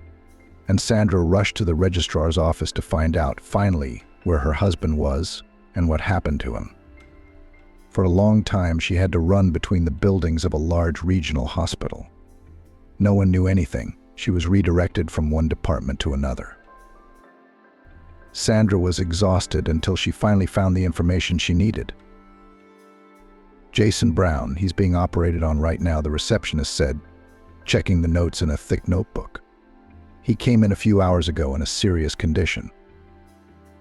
Sandra exhaled with relief. Being in a serious condition. But he's alive. So the doctors got him to the hospital in time. It's in the hands of the surgeons now. "What about him? What kind of injuries?" she asked. "And what are you, in fact, his wife?" "Yes," Sandra answered and mentally reproached herself for not having thought to bring her passport. But she had run out of the house in such a state that she had no time for that. Luckily, no documents were needed. The receptionist took her word for it. "Wait for the operation to be completed. The surgeon will contact you afterwards. Just leave your phone number." Can I wait here?" "What's the point? The surgery could go on for hours. It's late. Go home. In your condition, you need to rest. There's nothing you can do for your husband here anyway." And yet Sandra stayed at the hospital until the end of the operation. She sat on the couch at the door of the surgical ward, praying to herself. She'd never done it before and didn't even think she knew how. Now the words themselves were popping up from somewhere in her subconscious. Leshka must survive. He just has to. How will she be without him, Sandra thought. The girl from the reception came up to her several times, brought her water, biscuits. At first she seemed so strict, so indifferent, but then she showed herself a sensitive and attentive person. She looked at Sandra with regret and said encouraging words. Even gave her a hug or two. This support made it a little easier. The operation took a long time. It ended in the morning. Sandra could not sleep a wink. How can you sleep when your heart is clenched with fear for the person you love? Finally, a tired surgeon came out into the corridor. Sandra, dying of fear, carefully looked at his face, trying to understand what news he was going to tell her. "The injuries are serious," said the surgeon. "We had to fight for the life of your husband. Pulled him, you might say, from the other side of the world. Now everything depends on the organism will cope or not. In any case, a few days will be critical. If he survives, he will have a long and difficult recovery." Sandra nodded her head. At that moment, she was not thinking about the difficulties ahead. The most important thing was that Jason survived. The surgeon was giving details of his injuries. His situation was very difficult indeed. What was he doing here? The doctor sighed sadly at the end of his monologue. He was so strong, handsome, strong. Now at best he will become an invalid, and that is if he survives. Oh, young people, you don't think with your heads. Sandra sighed. You can't explain to this man in a nutshell that Jason worked hard for their child, working multiple shifts, grabbing any part-time job he could get. He's got himself in a bind. Jason lost his guard on the motorway because he was tired.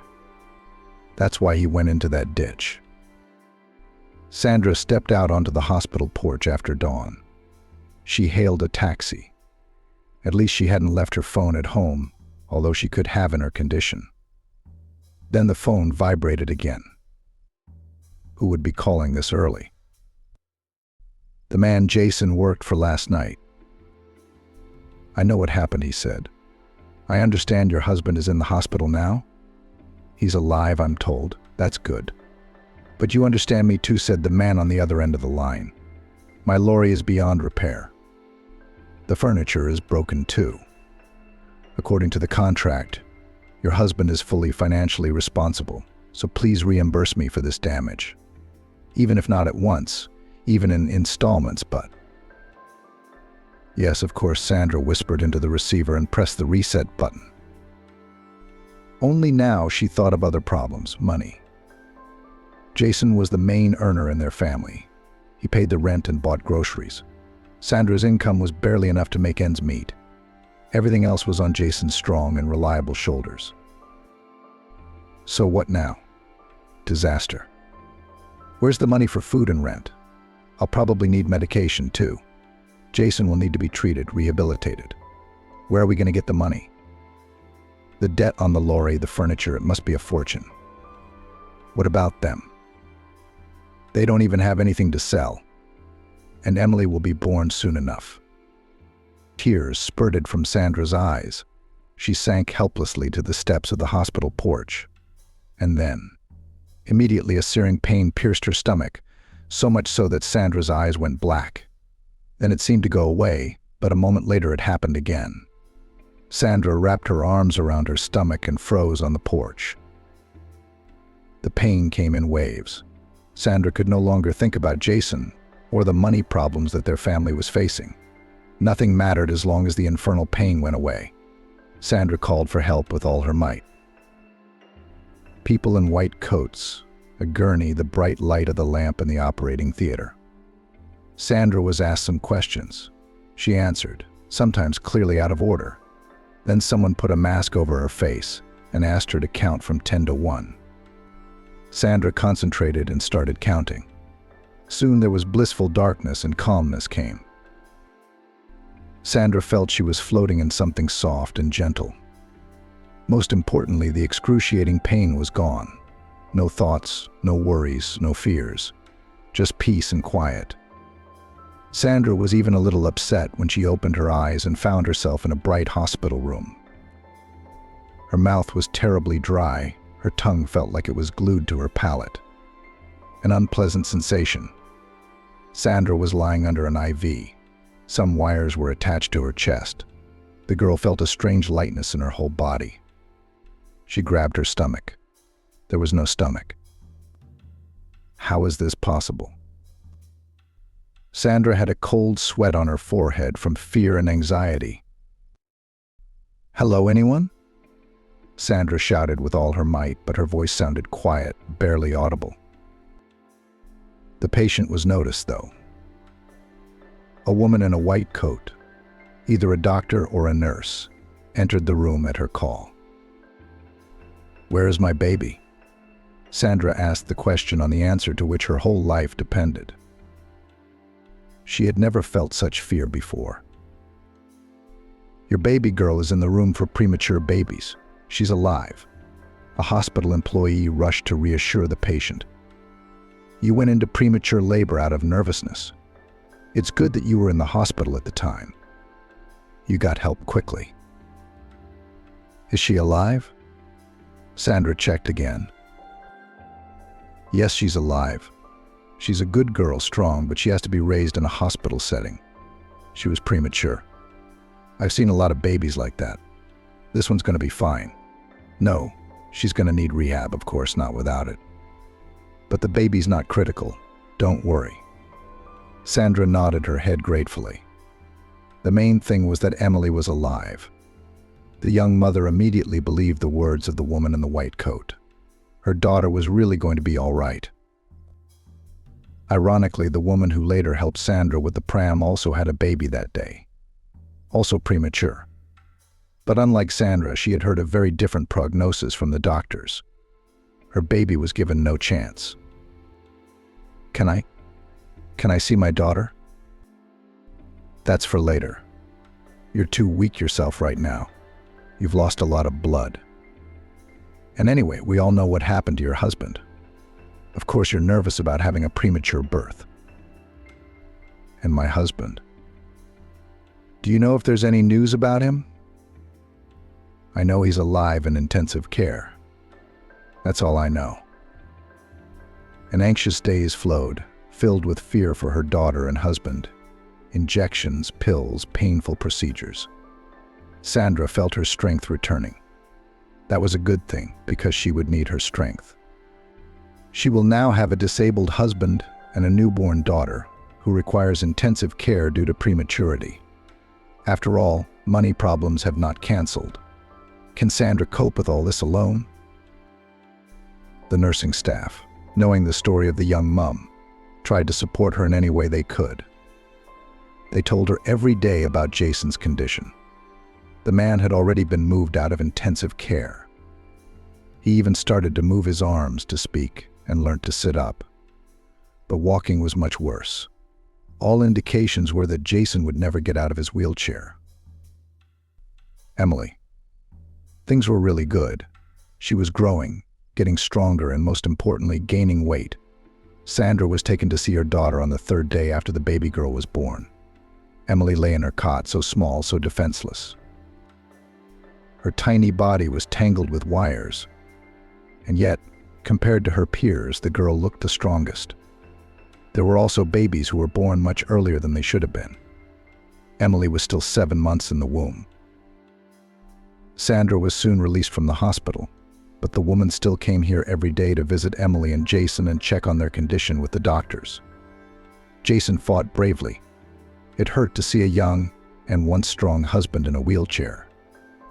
But he assured that he would get well soon and take up his work with renewed vigor. Because no more sickness and idleness, he looked at Emily's photos with a snowy smile. "I can't wait to get back on my feet and see my daughter. I'll carry her around the park on my shoulders and learn to braid her hair." Sandra smiled sadly. From what the doctor had told her, Jason was unlikely to get up. There was a chance, but it would take a lot of money to rehabilitate him. Where was that going to come from? Thank the doctors so much, she thought. They'd help Jason get disability quickly, which meant Social Security benefits and at least some free medical care. But all of that was not enough for Jason's full recovery. And then the owner of the truck called every day demanding money. Sandra even had to go back to work. Now she cleaned the entrances in the mornings and evenings. It was money, no matter what. She had plenty of time for now. Emily was in the hospital. Another month or so passed, and then Jason was released from the hospital. He came home in a wheelchair. It's a good thing they had ramps in their driveway, but it was inconvenient enough. Yes, it was hard for Jason to get used to his new situation, but he was not discouraged and supported Sandra, and he looked for a job, surfing the internet in search of income for people who couldn't walk. There were very few jobs. And then, finally, Emily was discharged. The joy of the young parents was unrivaled, despite the seemingly hopeless situation. Jason quickly learned how to manipulate the baby to bathe, feed, and change nappies. Seeing that the young father was doing quite well, Sandra decided to go to work. "We don't have enough money, and you can still cope with the baby at home. I'll go back to the canteen. There's no other way out." Jason had to agree. I could see for myself that it was very hard on him. He'd been the main breadwinner for so long, and now he was sitting on his wife's neck. but the Young family really had no choice. They had to pay the rent, pay for food, pay off debt. The money that Jason had been saving for a couple of years for a future place to live had gone at a cosmic speed. Some of it went to medication, some of it to pay off the cost of the truck. It was a tough time. Sandra was at work 24 hours a day, working double shifts. Jason was doing the best he could at home. It wasn't easy for him either. Emily was growing up sickly, the effects of prematurity. She needed medicines, expensive vitamins, endless consultations and specialist examinations. Sandra was struggling. Jason, too, looked exhausted. He took part-time jobs earning pennies, but he couldn't do nothing either. Emily was all over him. Only the head of the family, Jason, didn't think it was enough. And still the money was woefully inadequate. Even a pram for Emily was not enough to buy, and she needed it to take her to the clinic. One evening, Sandra was coming home from work. Her back was already aching and her legs were buzzing with fatigue. Heavy thoughts were swarming in her head. This was not how Sandra had imagined married life. In her dreams, she saw herself strolling through the park with a pram and a smart baby in it. Sandra often looked at such young mothers. They are walking calm, peaceful, happy, and do not even realize how lucky they are. They are lucky that they can walk freely with their babies and devote all their time to them. Emily doesn't even have a pram. Suddenly, Sandra's attention was caught by a woman walking towards her with a lovely coffee-colored pram. Comfortable, maneuverable, obviously very expensive and high quality. Sandra had seen them in children's shops. They cost a fortune. Sandra gave the woman a habitual glance. Something about the stranger caught her eye. So stylish, well-groomed. Old, of course. But nowadays many people have their first child, especially the rich. It's fashionable. But why is this woman so sad? Maybe something happened in her life. Something terrible must have happened to her. There's no other way to explain that look in her eyes. After all, she seems to be doing well. She's so beautiful. She's rolling an expensive pram in front of her. There's probably a baby in it, dressed in brand-name clothes. The woman rolled the pram up to a car park with rubbish bins. The rubbish hadn't been emptied for a long time. A sort of spontaneous dump had formed here. Sandra thought that maybe the woman would throw the bag of rubbish away and move on. But the stranger did otherwise. She sighed, rocked the pram a few times, and walked away. With a quick step, the woman walked behind the house somewhere far away, and the pram stayed where it was. Sandra, not believing her eyes, hurried to the rubbish bins. The first thing she did was look in the pram. There was no one there. Sandra exhaled. She had already decided that some crazy person had thrown the baby into a rubbish bin. Such cases are sometimes described on the internet. But the pram, fortunately, turned out to be empty. Why would a stranger leave it here? She probably threw it away. People sometimes leave good things near the rubbish for people in need to pick up. Like this woman, her baby must be all grown up by now. So she got rid of her now unwanted pram. Yes, that was the most reasonable explanation. But Sandra tried not to rejoice just yet. What if the woman comes back now? What if she just left the pram here while she went to run errands or fetch the baby? Strange choice of location, sure, but I don't know. Half an hour passed. The woman still hadn't turned up. Sandra had been watching the pram all this time, because what if someone else took it? A thing like that wouldn't stay near the rubbish bins. And they need the pram so much for Emily, it's a must. In the end, Sandra is sure that the owner does not need the pram and calmly rolls it to her house. Jason even whistled in amazement when he saw it. This is how Emily is transported. And what a luxury vehicle it is. I'm surprised myself, Sandra smiled. The woman left it on the rubbish bin right in front of me and walked away. I was still waiting a long time, in case she came back. But no, she didn't come back. It's strange. Such a beautiful pram, obviously expensive. I could have sold it. I'd make a lot of money. It's in perfect condition, like new, Sandra agreed. Strange, like new indeed, Jason shook his head, examining the tires carefully. Oh well, you can't understand them rich people. Jason volunteered to wash the pram himself, which was why he had discovered the very letter. A piece of paper folded in half was in the side pocket of the pram. It was a whole message. "Come here," Jason called to his wife. She was playing with Emily at that moment. "It's just I can't believe it." Read it. Jason held out the sheet to his wife. "Where did you get this?" "It was lying in the pram. I don't even know how to respond to it. It's a terrific letter." Sandra took the piece of paper from her husband's hands and began to read. Beautiful, almost calligraphic handwriting, easy to read.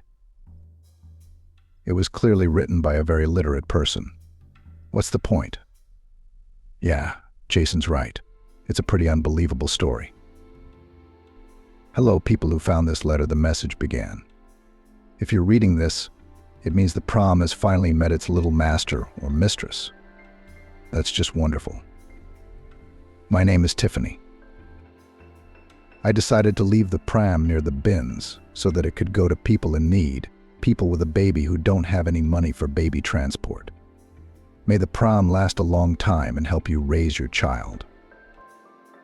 Of course, you are people with low income, perhaps even living on the edge of poverty. There are all sorts of situations. Why am I so sure of that? Simply because it's unlikely that someone from a wealthy family would pick up a pram in a landfill. Such people prepare for the arrival of a child in advance, make lists, choose things in children's shops. I was just as happy a while ago. But you're happier than I am, because you have the main thing: your child, your son or daughter. It is happiness to be parents, to see your baby growing, to give him love, to introduce him to the world. I don't know what could be better than that. Probably nothing, so you're much happier than I am. You're going through a hard time right now, but I'm sure you'll get through it. You'll be fine in the end. Let this wheelchair be a help to you on your start to success." It's like she's describing us, Sandra said in amazement as she looked at Jason. Exactly, agreed her husband. That's what's so amazing about it. But go ahead and read on. There's a lot of interesting stuff in there, especially at the end. Sandra delved into the reading again. "My life has been a fairy tale in which all my wishes have come true. Since I was a child, I have never been denied anything. My father is a successful businessman, my mother a successful financier. I was the only granddaughter of my mom and dad's grandparents. You can imagine how they spoiled me. How much love, care, and attention I received. They invested a lot in me, and I knew that the moment would come and I would pass it all on to my children. Since I was little, I dreamed of a big family, and in games with my girlfriends, I always took on the role of a mother with many children. Since childhood, I heard from everyone that I will be a great mother when the time comes. So I grew up with that thought. And then I grew up. It turned out that life is very bright, diverse, interesting. We traveled a lot with my parents, with friends. It's something completely different. In general, I had a happy student life. I had time to live abroad and visit different parts of the world. I had adventures. As they say, it will be something to remember in my old age. It was a very cheerful period of my life, bright, full of events. And then I got interested in playing on the stock exchange. Somehow it happened that I became a successful broker, though I never aspired to it. I thought I would get married and have children, as I dreamed. Someday I would start a family. But I didn't. Work took me over completely. The excitement, the success, the recognition of reputable financiers. I was invited to conduct seminars in major business centers. Business sharks listened to my words. It all made my head spin. I didn't notice how my priorities changed. Of course, sometimes I thought that it was time to get married and become a mum. Time is running out. But on the one hand, I was still young. On the other hand, there was no one I saw as my spouse. Maybe those were just excuses, because I was happy with the life I was leading. Because when I looked at my friends who were mired in childish affairs and problems, I rejoiced in my freedom. The once cheerful and energetic girls had turned into haggard women. They only talked about children and their skills. It made me sad. I felt like a queen. Successful, respected, indispensable. Famous economists sought my advice, magazines wrote about me. It's a feeling I can't describe. This glitter and tinsel overshadowed for me my main desire. I always wanted to have children. I wanted to take care of babies, to teach them something, to love them. But at that time, for some reason, I decided that motherhood is the fate of lazy, limited housewives. I even condemned women who were completely immersed in children, considered them too down to earth, not capable of anything but childbearing. I almost stopped talking to my family friends. Their children annoyed me. I don't know how it happened. What are you, a child free? Lingered a question that one of my acquaintances once asked me. She had recently given birth to a son and could think of nothing but her child. I wondered. No, not a child-free person. It's just that at that time I didn't want to burden myself with all this. I mean, it's nice not to have to depend on anyone, to be free and easy. I wanted to go to the seaside with friends. I wanted to go clubbing or shopping. I wanted to start a new romance and plunge headlong into a beautiful relationship. It seemed to me that I would still have time to become a mother sometime in the future, after many years. For now, my life was bright and exciting as it was. And then somehow I got bored with it all. Work, risk, superficial novels, clubs, drinking, dancing, even traveling. I wanted a family warmth, a reliable person next to me. I guess the time had come. True, I was already 35 at the time. I remembered my old dream of becoming a mother of many children. Now I looked at my married friends not with contempt and regret, but almost with envy. I too wanted it all. Husband, children, family. Then came the realization that work and recognition will not replace the warmth of loved ones. Even tears came to my eyes at these thoughts. I grew up, I guess. And that's when I met Scott. A chance meeting at a coffee shop where we both had breakfast before work. We had what they call a spark. We looked at each other at first. Then he came over. Young lady, Scott said, "I can't take my eyes off you. You're incredibly beautiful, and your eyes are so amazing. I can see in them that you are a very kind, caring person." It was nice to receive such an exquisite compliment, especially from a man you liked at first sight. But I hastened to disappoint him. "You are not a very good judge of character," I said. "You don't know me at all, and you thought I was kind and good. I'm not." "You don't seem to know yourself very well," Scott smiled. "I'm a good judge of character, and I'm never wrong. You'll find that out." Then we got to talking. I was immediately interested in Scott. He was so smart, so perceptive, and most importantly, he looked at me with admiration and tenderness. That's how our relationship began. 6 months later, we were already celebrating a lavish wedding. He turned out to be the owner of a small dairy. What won me over most of all was his sense of humor. And a caring mother, of course. He finally made me feel like a woman in the full sense of the word. It turns out that it is very pleasant when you are looked after, when you are protected. Of course, we did not put off the question of heirs, as both of us were already at the age when it was time to become parents. Turns out he dreams of a large family, just as I once did around Scott. That childhood dream of mine came alive again. I realized that more than anything I wanted to be a mom, and as soon as possible. And that's when I found out it wasn't that simple. I couldn't get pregnant. For the first time in my life, I couldn't get what I wanted. It was discouraging. Scott told me not to worry. He told me about people he knew who hadn't become parents right away. But it didn't make me feel any better. I snapped at my husband, even though I loved him very much. He patiently endured all my tantrums. I still don't understand where he got so much strength. After a while, we went to the doctors. At first, they couldn't make a diagnosis for a long time. Scott and I were given a full examination. There were no problems with money, so we visited the most famous doctors both in our country and abroad. After a while, the doctors found the cause of the problem. It turned out that there was a subtle genetic breakdown in my health, which was almost impossible to detect.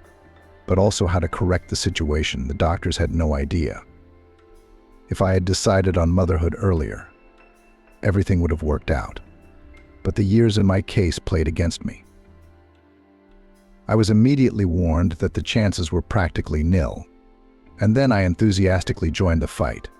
I was not used to giving up and losing in anything. I took the doctor's words as a challenge. And again, treatment, examinations, endless analyses and procedures.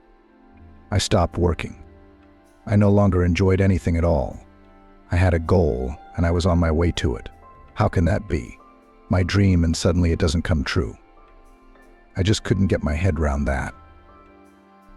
There was a period when I began to hate women with small children and pregnant women, just because I was so jealous of them. Why did they get it and I didn't?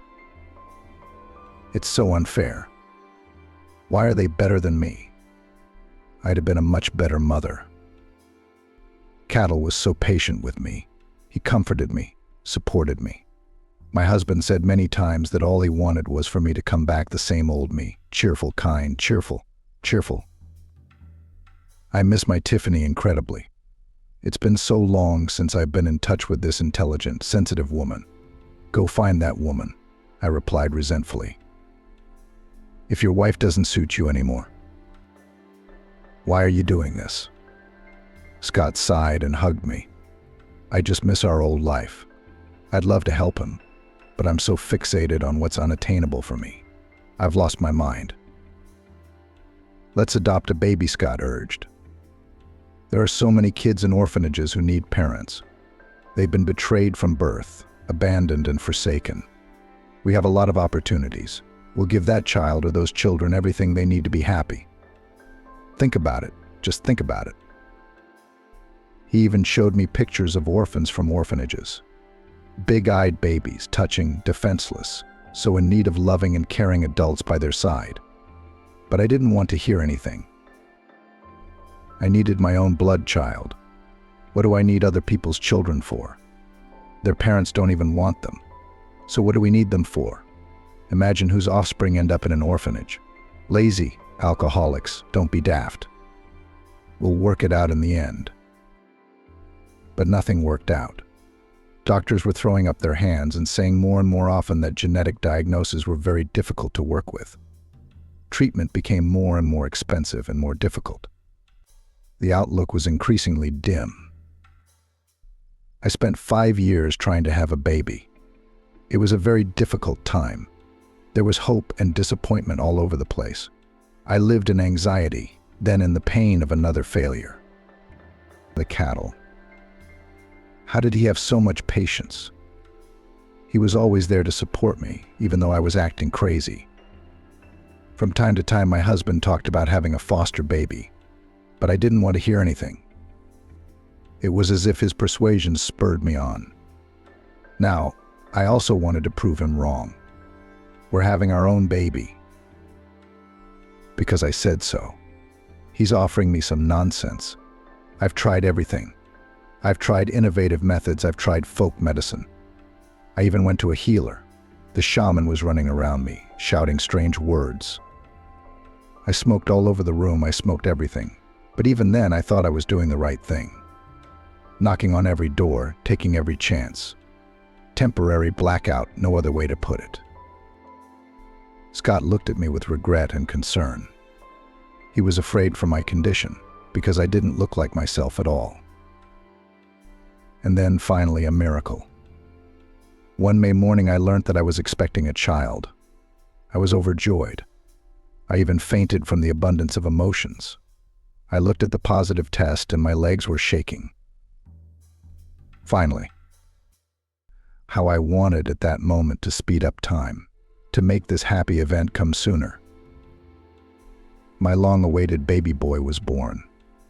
There were still months ahead, but I already felt like his mother. The doctors were surprised at the time. According to them, there was no hope.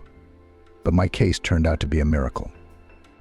I naively believed that everything worked out because my desire was so strong and it changed the world and the order of things in it. And then I found myself almost omnipotent. The cattle, of course, were very happy too. I felt a kind of superiority over him. How he'd been going on and on about foster children. He had tried to reconcile me to our situation, and in the end, he was wrong. I was happy about that too. It's embarrassing to write that now.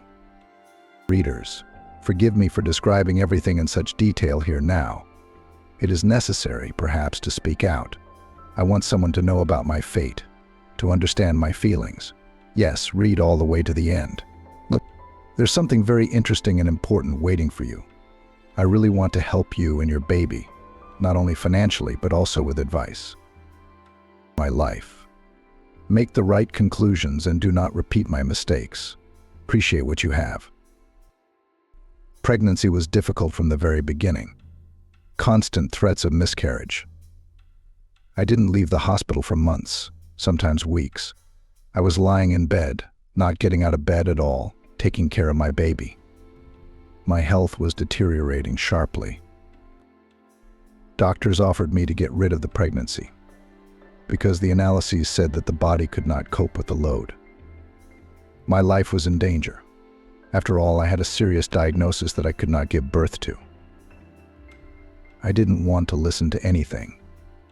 I had to dream of pregnancy for so long, waiting for this moment for so long, and suddenly giving up on a lined-up baby. No way. You are doctors and you are paid a lot of money to do your job, I shouted at the nursing staff. Then do it properly. It's only a few months away. It's the 21st century. Is medicine so powerless these days? My doctors used to say. Yes, you're right, doctors are gods. Are you suffering? The child suffers. The consequences could be catastrophic. There are no guarantees. You have to understand that. But I didn't want to hear any of it. By then I already knew I was carrying my son. I'd even dreamt about him many times. For the sake of this baby, I was ready to endure any pain and to lie in hospital, even for the whole 9 months. I needed a child, and that was it. The fact that the baby suffered in the womb, not adapted for carrying children, I did not even think about it. That's how selfish I was back then. Cattle, seeing that I could not change my mind, was there for me and just supported me. He didn't argue anymore, so as not to make me nervous. He agreed with everything, held my hand, reassured me, bought all the necessary drugs, talked to the doctors. Just a hug when I needed it. I was getting worse. I hoped that the baby was suffering less, but according to the ultrasound, it was also very, very bad. I was so scared for my baby boy. He was the meaning of my life. I was talking to my son, asking him to hang in there to distract myself somehow. I was surfing baby stuff websites, looking at prams, choosing clothes for my boy. It was such a pleasant hassle. We had parcels coming home to us, lots and lots of them. Looking at these things, I thought about good things because, well, here they are, the proof that Scott and I are almost parents. There's so much baby stuff in the house, we just have to wait for their little owner.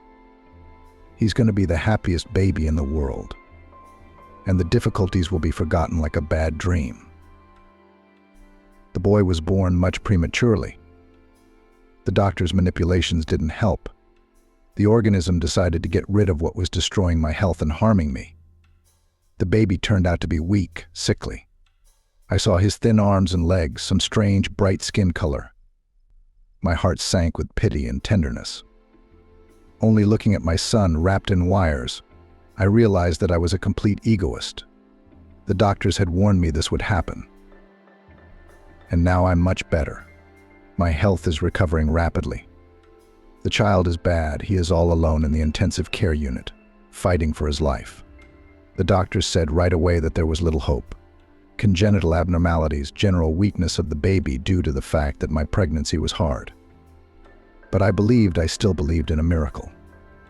I even threatened the doctors that if anything they would retaliate. Of course that didn't help. My son struggled for a few days, then gave up after all. When they told me that, my world turned upside down. I was so angry at everyone, blaming the doctors, even Scott. He, in my opinion, didn't have enough faith in the happy outcome, and therefore was to blame too. It got to the point where Scott put me in a clinic. Padded room, helpful staff. Talking to a therapist. Silence, rest, medication. I began to slowly come round, rethink things and realize things. I realized what had happened. Selfish people are fixated on what they want. I realized how badly I'd behaved towards Scott. I thought about the future. I didn't know what I was going to do, but I realized that I needed to channel my energy not into anger and hatred, but into creation. That's when the conversation with my husband came back to my mind. Scott was right. There are so many underprivileged children in the world. You have to help them. You have to support them.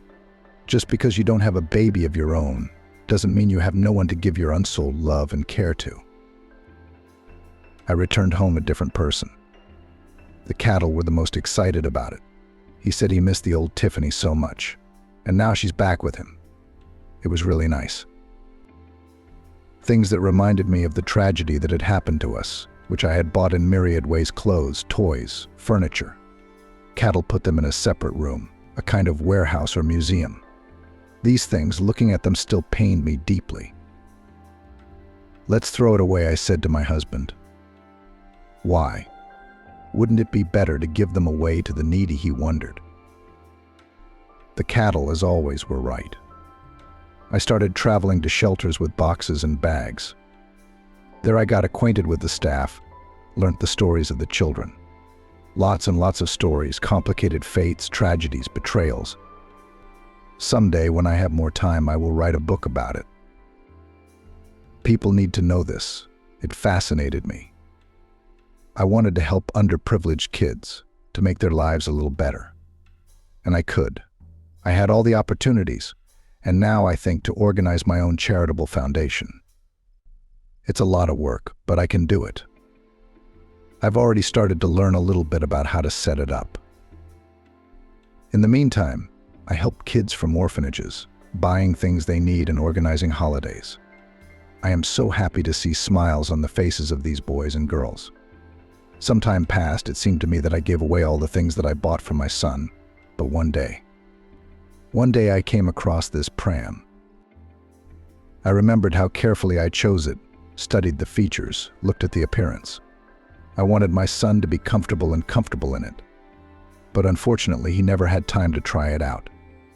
The pram was stored in the basement. That's why Scott and I had forgotten about it. He tensed up when I noticed the thing, thinking I was going to get hurt again. But strangely enough, all I felt was a slight sadness. Regret, because I already had meaning in my life again. And I knew that my baby, what had happened to him, it wasn't all for nothing. Now, in honor of my son, I will help many other children. Our boy didn't live long, but his short life will make a huge difference in this world. But what about the pram? I had a very interesting idea about it. Orphanages where children have a hard life. Everyone knows about it. They often talk about it, but at least they are provided for, always fed and clothed. They lack parental love and care. At the same time, they are fully provided for financially. But there is another category of children. Their parents earn pennies and cannot buy them even the most necessary things. How many such families do we have? Usually nobody helps them. There are mom and dad, let them raise their heirs. That's what most people think. But there are different situations. Not only lazy and irresponsible people get into difficult situations. I decided to leave this pram where it will be found by people who need it badly. Usually good things that are no longer needed are left near the rubbish. That's what I did with the pram. Thank you for reading this story to the end. I hope my letter eventually found the right recipient. I believe it did. You must be desperate right now. You don't have enough money to live on. You don't see a future. So I want to help you with something else. Not far from the rubbish bins where you found the pram, there's an unfinished shop building, an abandoned property. I left something else under the porch there for you. I hope it will help you get your life together and raise your baby to be a decent human being. Good luck with everything. Tiffany. Sandra set the sheet aside in confusion and looked at Jason. Do you think this is all true? She asked Jason. You mean about something waiting for us under the porch of the unfinished building? And about that, too. And about the whole thing in general, she clarified. I don't know what to think, Jason shrugged. But I'm definitely going to look under the porch right now. I don't feel like waiting until morning. The young parents put Emily to bed. They waited until she was snoring sweetly in her cot before they went outside. They were not worried about their daughter. They knew that she now sleeps at least 4 hours in a row, and they do not need so much time. The unfinished building was very close. They could do it in 20 minutes. This is the place, Jason said as he wheeled his buggy up to the porch of the unfinished shop. He bent down and started fumbling under the porch with his hands. Sandra was standing nearby, afraid of something. She looked around, wondering if this was some kind of prank or worse. What if they were being set up? What if right now there was someone watching them from around the corner? Look, Jason exclaimed, pulling out a small roll frozen in cellophane. The boy immediately tore open the wrapping and whistled in surprise. Sandra looked at what he was holding out to her. It was a thick wad of note slots and lots of money. Sandra even pinched her hand to make sure it wasn't a dream. There was a fortune in here. Maybe not, the girl doubted. Yeah, no, it looks like the real thing, Jason said, examining the notes closely. So everything in this letter is true from the first to the last word. Unbelievable. Sandra still couldn't believe it, couldn't believe that strangers had saved their family from imminent disaster. But that's how it turned out in the end. The money was enough to rehabilitate Jason. The young man was quickly put back on his feet in a paid medical center. Now he could work again. It's true what they say, if you want to make a man happy, first take something away from him, and then give it back, Jason rejoiced. He was walking at last. It took a long time to learn how to do it. It didn't all work at once. Daddy and daughter took their first steps together. One from the moment of birth, the other after the accident. The young people also had enough to buy their own flat. A small 2-bedroom in an unprestigious area of the city, but it was their own cozy native beloved. With what pleasure the young made repairs in their nest and arranged it. Yes, the money found under the porch was enough for the new place. Jason was working again, so the family was no longer in poverty. Sandra was able to finish her maternity leave in peace. Now she didn't have to work from dawn to dusk in the canteen. What a blessing it was to watch your child grow up, to introduce him to the world, to devote time to him without thinking about how to survive. Jason paid off his debt to his former employer and found a new job. Now he wasn't working multiple shifts and was much more careful and cautious than before. Life was getting better. One day Sandra was walking in the park with her pram, the same lovely coffee-colored pram. It was designed to be converted into a seated vehicle. In the pram, Emily, wearing a light white dress and a smart hat, wiggled her legs and looked at the world in wonder. She looked like a doll. And Sandra suddenly caught herself thinking that she was now that happy young mother, one of those she had once envied so much. And it was all thanks to Tiffany. A woman who had survived a tragedy, but had managed to overcome herself and find her true calling. Tiffany is probably now helping other orphans and poor children. It's wonderful that there are people like that in the world. As the years passed, Jason and Sandra worked, raising Emily. They weren't poor anymore, just an ordinary, middle-class family. Even managed to get away to the seaside once in a while, all thanks to the occasional help from complete strangers. Sandra tried to look for Tiffany, scouring the internet, looking at many pages on social networks. Why? But just wanted to say to the person who had done so much for their family's future, thank you, just a simple thank you. Let Tiffany know that her pram and money really did save an entire family. It would probably make her feel good. But Sandra soon realized that Tiffany apparently lived in a different town altogether, because no one supervised the local shelters. And there was no children's aid fund in their town either. Some kind of fairy, Jason said. He, too, wanted to find their savior. She'd come out of nowhere at a difficult moment, and then vanished without a trace. It's mystical, our guardian angel, that's what it is. Years passed. Emily grew up to be a pretty girl. She always got excellent grades. Her parents were proud of their daughter and very much hoped that she, unlike them, will definitely be able to get a good education. They both encouraged Emily to go to university. The girl herself was not against it. Since the third grade, she dreamed of becoming a teacher. Of course, Emily knew the story of the pram. Her parents told their daughter about it when she was about 5 years old. Every day, Sandra remembered the woman who had left the expensive new pram near the rubbish bin.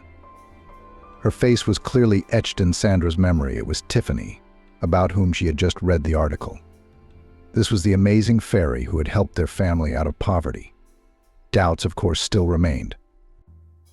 So Sandra started looking for information about the accidental savior. She wanted to know for sure. There were plenty of articles on the internet about this woman. Her foundation had done a great job. 1,000 children had received great support over the years.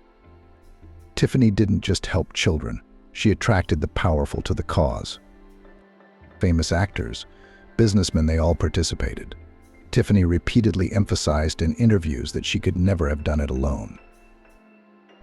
The world is not without kind people, she told a journalist with a smile. There are far more kind people than indifferent and callous ones. I know that for a fact now. Tiffany looked happy, full of vigor, content with life. Her shining eyes had nothing in common with the wan look of the woman Sandra remembered. It was understandable back then Tiffany, if that was her, was going through a tragedy. Now the woman had found herself and was dealing with an important and very responsible matter. Should I write her or not? Sandra said aloud. Too bad Jason is away on a business trip. I'd like to consult with him now. Sandra was used to discussing all important matters with her husband. The woman decided to find out a little more about Tiffany to see if it was worth bothering such a busy man. Tiffany had a busy and colorful life. She traveled extensively both across the country and around the world. Almost always with her were her foster children, now teenagers.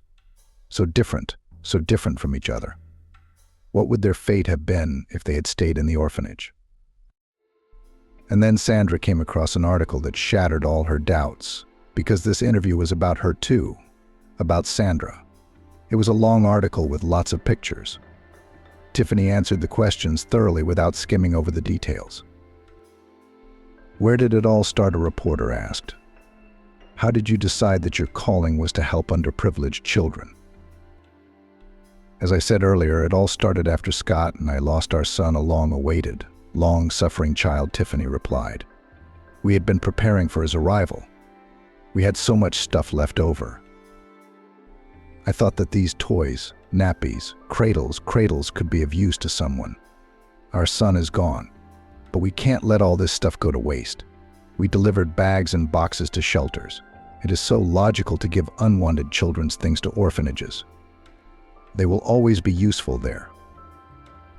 Then, when I thought that I had already got rid of all the things, I saw the very pram that I had so carefully chosen for my child. It was painful, I'll admit it. But by that time, I had learned to cope with my emotions and decided that I had to help some needy family, people who had a baby, but no money for new things for the baby. I had to find a special family. Any family would not suit me. For this purpose, I even traveled to neighboring towns, looking around. I thought I was abnormal myself, but still I continued this strange occupation. Perhaps the tragedy then confused my mind. Anyway, I have no regrets.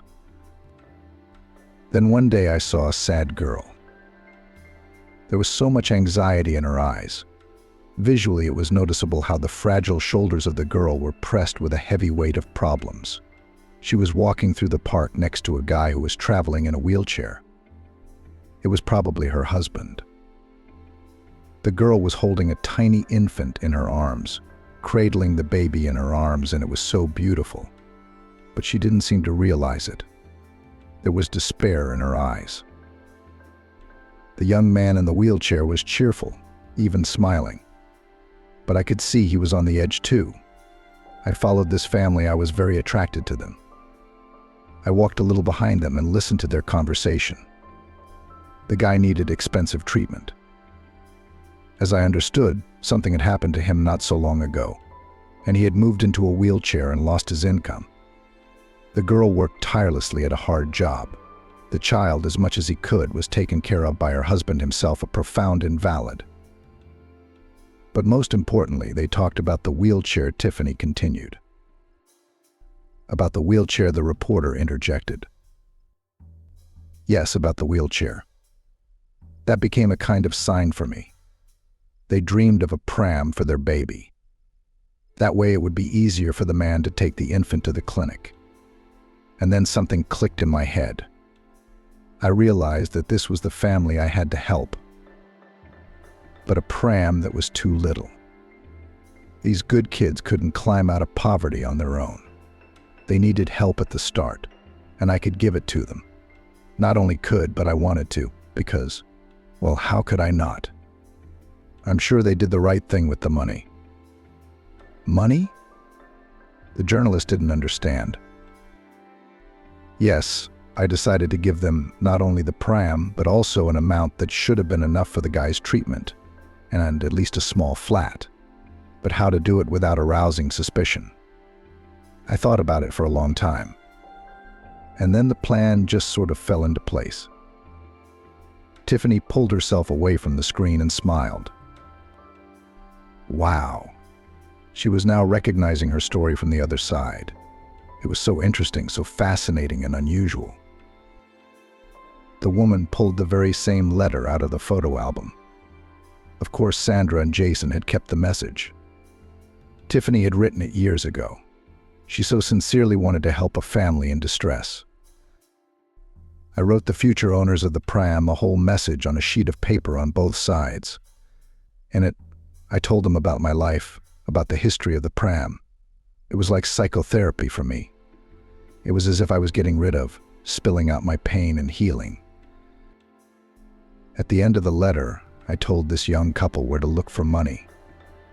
I hoped that everything worked out well for them. I really wanted to know the fate of this family, and even went to that town on purpose, but I never met any of them in the park. Maybe they'd gone somewhere else, or did we just miss each other? We're really doing fine, Sandra whispered directly into the monitor. Thanks to you, we're really doing fine. But why didn't you just give them the money? The journalist didn't understand. I can't remember now. I was in such a strange state at the time. Perhaps I didn't want these people to get tense or scared. After all, my story is not simple, and the situation itself could seem suspicious. In any case, I wanted to remain a mysterious stranger for this family, a kind fairy. But it's almost a legendary story. I'm sure it will be passed down in that family from generation to generation, almost like a fairy tale. A fairy tale, Sandra smiled. It is. Emily thought for a long time that they were actually helped by a fairy. It turns out the meeting wasn't a coincidence. Tiffany knew in advance that the pram and the money would go to them, and yet there were plenty of happy coincidences in this story. After all, Tiffany had come to their town looking for the right family. It was to their town that she had met them in the park. following them around. Surely they must have attracted attention then. A strange trio, a young, confused woman, a tiny infant, and a guy in a wheelchair. Tiffany spotted them, followed them. She heard bits and pieces of conversation between the couple and was strengthened in her decision to help them. Sandra didn't think any further.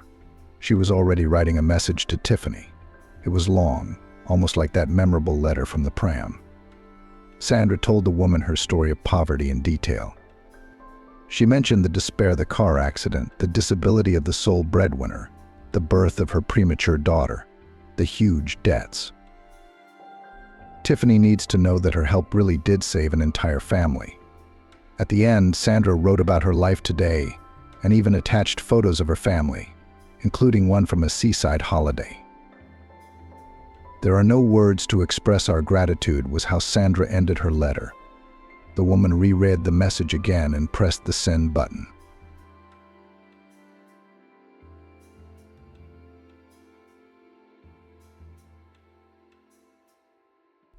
The children abandoned their mother in the village and didn't even come to her funeral, and when the notary read the will MP4. Samantha was annoyed. There was a session coming up, a lot of tales to catch up on. "I have to pass, I don't have a penny to spare. And then there's this funeral." Mother's neighbor Auntie Annie called and said the funeral's in a day. That's round-trip tickets and probably organizing costs. If John or Stella haven't taken over. I wonder if they already know, but to write to her brother or sister pride wouldn't allow it. Samantha decided not to go, not to spend, not to see the faces of relatives with their sneers and claims. She was studying anyway, so she had nothing to do there. She'll come later and sit on the grave. There was no regret or longing on Samantha's face, rather irritation with a hint of sadness at the shaky way of life. Relationships with her mother. Older brother and sister had been difficult all her life. Her mother molded her into a pretty girl, forbade her to go out and do what she liked. She forced her to learn lessons, help around the house, iron her school uniform from the evening. The forbidden fruit only beckoned more. She slapped her stubborn daughter for her first cigarette, took away her phone when she saw Samantha kissing a boy at the gate. Her brother called her the naughty one from kindergarten. Her sister rolled her eyes and clucked her tongue. Eventually, at the age of 16, Samantha had another fight with her mother over a bow, snapped and left home. She lived with a guy, finished school, then left with him 500 kilometers away to a big city. She worked for a long time, survived the breakup, but saved up for education. And only at the age of 23 she finally entered a university, when she realized the value and necessity of a diploma and education. The girl did not maintain relations with any of her relatives. She had enough friends and colleagues.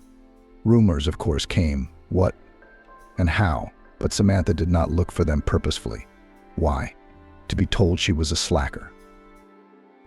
No, now Samantha was not willing to sacrifice even a fraction of what she had worked hard and longed for. She was studying, working, and in the midst of all that, it was unrealistic to find time for a trip. And she didn't want to be honest. "They'll sort it out without me," the girl decided and pushed the outline closer. Stella's mother had failed to mold a decent girl. Unlike her straightforward younger sister, she had a cunning, dodgy character, went by the head and was not afraid to use methods that others seemed dirty. So without much connection and higher education, Stella became the manager of a small travel firm by the age of 28 in the capital. She had a short haircut and generally looked very apathetic, with tattoos all over her arms, bright makeup and expressively pounded face beauticians. The news of her mother's death caught Stella in another country, when she had just checked into a hotel with a girlfriend. The voucher was a 10-day trip. As a calculating and practical lady, Stella calculated how much it would cost for an unplanned return flight and the missing trip, not to mention a ruined holiday. The decision was obvious: to stay and rest. If she wanted to, Stella could make it to her parents' funeral. She was in a good financial position, but principal intervened.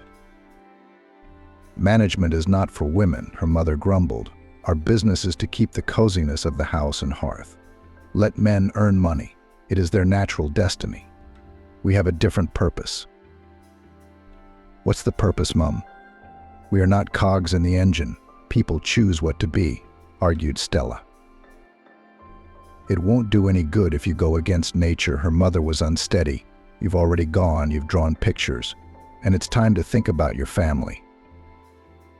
Stella rolled her eyes in her favorite manner and snorted. "Our song is good, start again," it's called.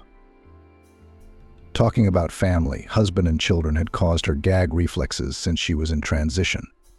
Her mother's old believers pissed her off more than anything else. The inculcation of humility and norms of domestroy ended with the girl doing the opposite. Dress, cut with scissors, dressed in jeans and aggressive rocker outfits. Instead of boiling borscht, Stella chose sketches of future tattoos, and instead of romances for the sake of bouquets and sitting under the moon, she looked for profitable acquaintances. She knew that she wanted to lead, to decide, and to get out of this box of traditional values, where her mother stubbornly shoved her. Of course, by the age of 28, her dream had come true. A chain of useful connections led her to the owner of a travel agency. There Stella promptly got a job, then twisted romance with a man and made it so that he re-registered the business on her. Behind left a broken life of the ex-wife, a pile of fired unwanted female employees, and a pile of gossip. But the ambitious girl did not care. Winners are not judged, as they say. Stella combined management, partying, and constant traveling. Not even cacti could survive at home, let alone husbands, children, and dogs. Self-sufficient, selfish Stella loved unrequited only herself and did not want to sputter on anyone else. That's why she quickly got rid of the suitor, pulling off his business, very clean from a legal point of view. In this succession, Stella went to her mother's house once a year, or even less often. She was sick and bored at her parents' house, with no one to manage her. John himself could make a horde of vocational school students stand at attention when his visits overlapped with Stella's, and Samantha ran away with her boyfriend. That left arguments with his mother, where there was nothing new from year to year. To make matters worse, Megan began to drink and complain about her health. And Stella wanted to get out of her father's house as soon as possible, so as not to cross paths and not to listen to the old woman's complaints. Her brother will sort it out himself. He is a man, and he is the eldest, decided the apathetic head of the travel agency about the news. She should have been there a long time ago.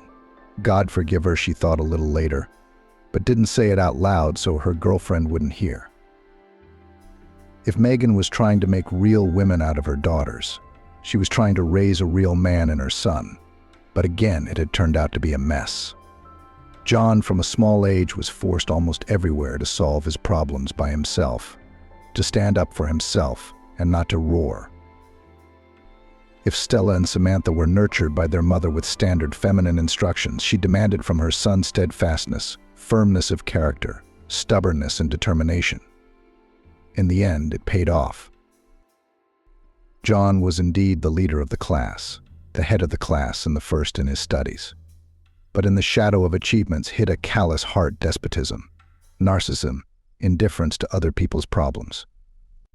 He could make caustic jokes about ugly classmates who secretly counted on his interested gaze. He could bark at his sisters and his mother herself. Samantha spent her childhood hiding from her brother in corners when he came home in a bad mood. John did not understand other people's tears because of a bad grade or worldly injustice. After school, the guy went into the army and decided to become a military man for good. For status and benefits, he married a shy girl from the countryside, made a child, and by the age of 33 moved with his family to the Baltic coast. We could only guess what was going on at home because his wife did not dare to say a word against him. Only a shadow in a dress looked out from behind her husband's back. The fool was clear that he was walking from his wife and generally feels his complete power and impunity. John came home mostly because of some paperwork issues. He knew that his mother began to be friends with the bottle, but limited himself to rare duty calls and money transfers with the words, "Here, go to the doctor." Stella, he thought of her as a boy baby and almost a fallen woman. Samantha was an outright fool and a loser. He always made an example of himself to them, without listening to any arguments. As a result, when all of them were almost separated, communication was reduced first to dry hello in the walls of the house, then to short texts on holidays, and later and completely hushed. And everyone was happy with everything. The neighbor's call came over breakfast. John listened to the news with a stone face. He pondered what to do. The death of a relative is a valid excuse, and it's certainly possible to leave the service. But firstly, it was a long way to go by aeroplane. And secondly, he had long ago had nothing warm ties with his sisters, or with his mother herself. Only actual blood relation. He hadn't been to his homeland in 2 years and didn't care at all. And then there's a funeral. Something akin to longing tugged at John's heart, but quickly faded. "Will you fly?" his wife asked timidly, serving coffee. "No, I'll send money for everything. They'll organize it themselves," said the man. "What about the inheritance?" the wife asked again. John suddenly thought about it. "You're right, but we don't know if Mom left a will. And if not, then we'll get the house for 3 by law. We don't have to break up either, because these things can be solved from a distance nowadays." Aunt Annie was standing by the fresh pit, holding the hand of a young girl. Apart from them, there were about 10 other people at the funeral, neighbors, friends, and former colleagues of the deceased. They never arrived. John, Stella, and Samantha. Aunt Annie wiped her eyes with her handkerchief and adjusted the black mourning bandage on her head. "Oh, it's not Christian for children not to say goodbye to their mother." "We can't make them," sighed the girl, clutching the carnations in her hands. "You're right, Eve, you're right. Megan brought them up, she put her whole soul into it. And the children grew up so ungrateful." Aunt Annie complained. "At least they will come to visit the grave." There were many kind words and tears about the modest wake. But more than one person asked Annie and EVA why none of the deceased's children were present. And they didn't know what to say. After all, they all personally called, or rather Eva knew, but she was too reverent to Megan in life, and too respectful of her memory after her death to explain to each questioner what was the matter. "What are you crying for? Pray tell." Megan looked seriously at her son's red face. The boy was rubbing his eyes with his fist and pointing at the sandpit where another boy, Nick, a young bully, was having fun with his blue brand-new toy truck. "He hit you and you're crying? You have to be a man." Megan reprimanded her son. "Otherwise you'll always be like this. You'll always be a crybaby." John stopped, sobbed, and looked at the offender. "Don't hit him first, but if you get hit, hit him back," Mom instructed him. "And don't give yours back unless he asks for it first and says please." John sat down on the bench and frowned, his 6-year-old brain digesting his mother's words. Olga watched the child but did not hurry to return her son's toy. After a couple of minutes, John got up, walked to the sandbox. "Give back my car, please," he asked the offender.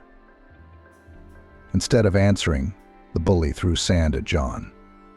At the same moment, the boy jumped on Nick and hit him hard on the back of the head with a plastic spatula. Soon a siren sounded again from the sandbox, but from a different source. A battered John in dirty shorts was proudly carrying the blue lorry home. That day he realized something. That brute force works better than the word please. At the time, his father was still living with them and was also doing his part in raising their first child. He forbade his son to impose female duties and chores on him. He said that a man should study, earn and fight, and his wife would wash pots and iron the laundry for him. As a result, the boy did not know how to make a bed or fry eggs at the age of 9, but he quickly realized his superiority over girls, and with this position entered adulthood. His father was in a car accident and died when John was 13, Stella was 8, and little Samantha had just turned 2. Megan didn't so much grieve as exhale. Alex was a quiet tyrant and demanded total obedience from the entire family. Megan wanted her son to respect women and be strong in spirit, but his father's bad influence had already taken root in the boy's subconscious. The sound of broken dishes in the sink jerked Megan out of her slumber after a night's work as a cook. She heard the noise and scolding from the kitchen. "Clean up your own mess," Stella shouted, pointing her finger at the dirty plate on the table. "That's your job." John shrugged his shoulders and indifferently threw the dishes on the floor. "Stop it," Megan shouted at them both. "Stella, is it hard for you to clean up and help your brother?" "Mom, I'm not the maid to clean up after everyone." The scandalized 10-year-old put her fists to her sides. "He has exams coming up, he's studying, he's tired. What are you, like a little girl?" begged Megan. "I have a test tomorrow, so let Samantha clean up after us," said Stella. Megan stopped and shook her head. She silently picked up a plate from the floor, cleared a second one off the table, cleaned everything up and turned around. John had removed himself from the kitchen with a triumphant look on his face. Stella was breathing noisily, her nostrils flaring wide. "Daughter, you're smarter than that. You should be softer, more flexible." Megan put a hand on her shoulder. "I don't want to." Stella objected. "I don't want to be like you." She stomped her feet and ran to her room, struggling to provide for the children after her husband's death. Megan worked very hard, took more shifts, didn't go on holiday for years, and still had her own business and garden at home. No personal life, no hobbies. Megan lived for her children and the desire to give them the best education, summer camp, clothes, goodies, toys. She would buy something for herself when a previous item wore to holes or ripped. One day, a woman was getting ready to go to a parent-teacher conference for her 11th grade son. John looked at his mother's stompy shoes, a stretchy skirt with an old oil stain, a linty blouse, and a late 90s fashion jacket. The guy wrinkled his nose.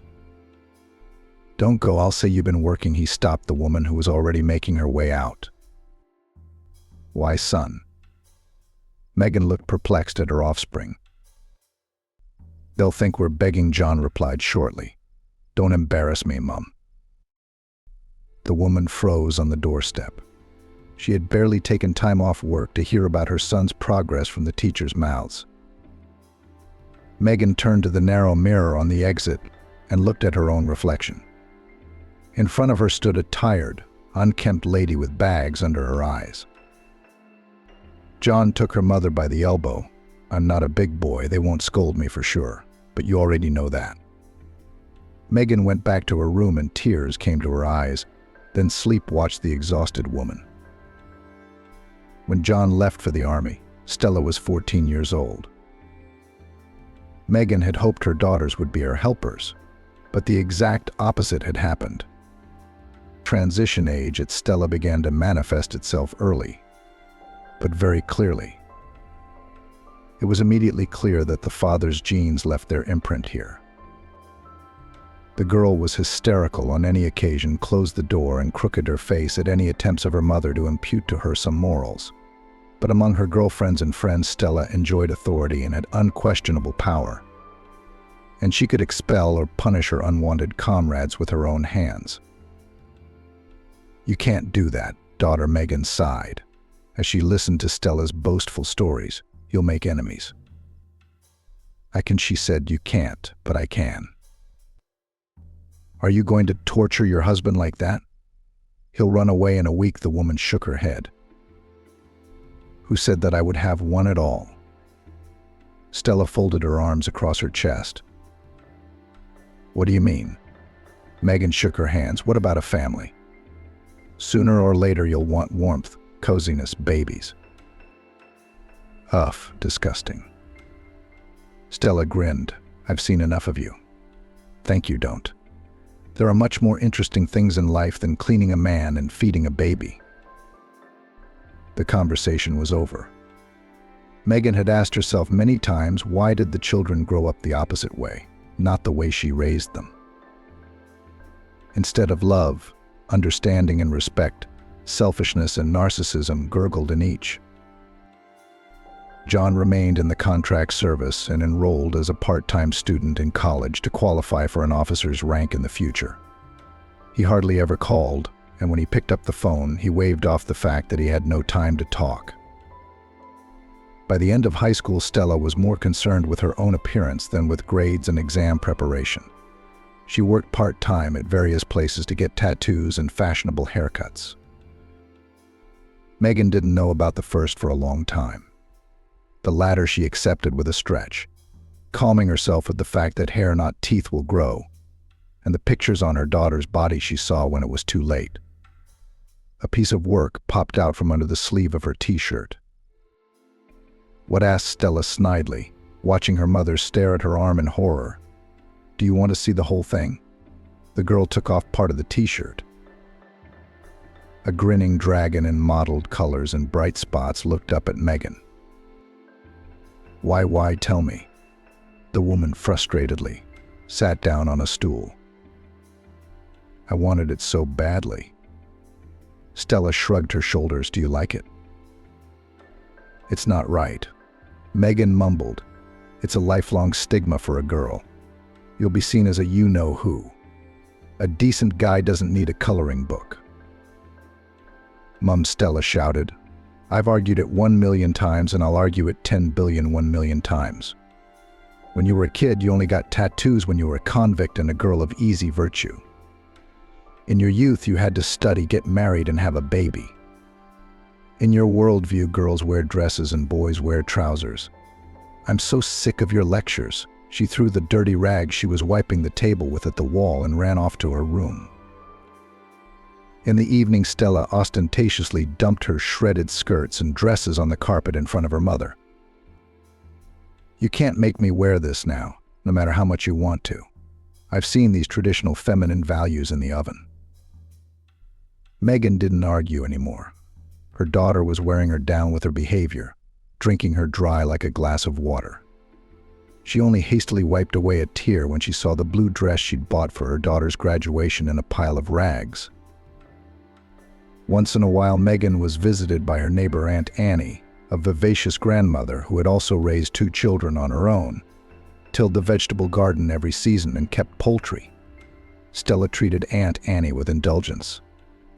She could treat her aunt to jam, but she didn't interrogate or teach her.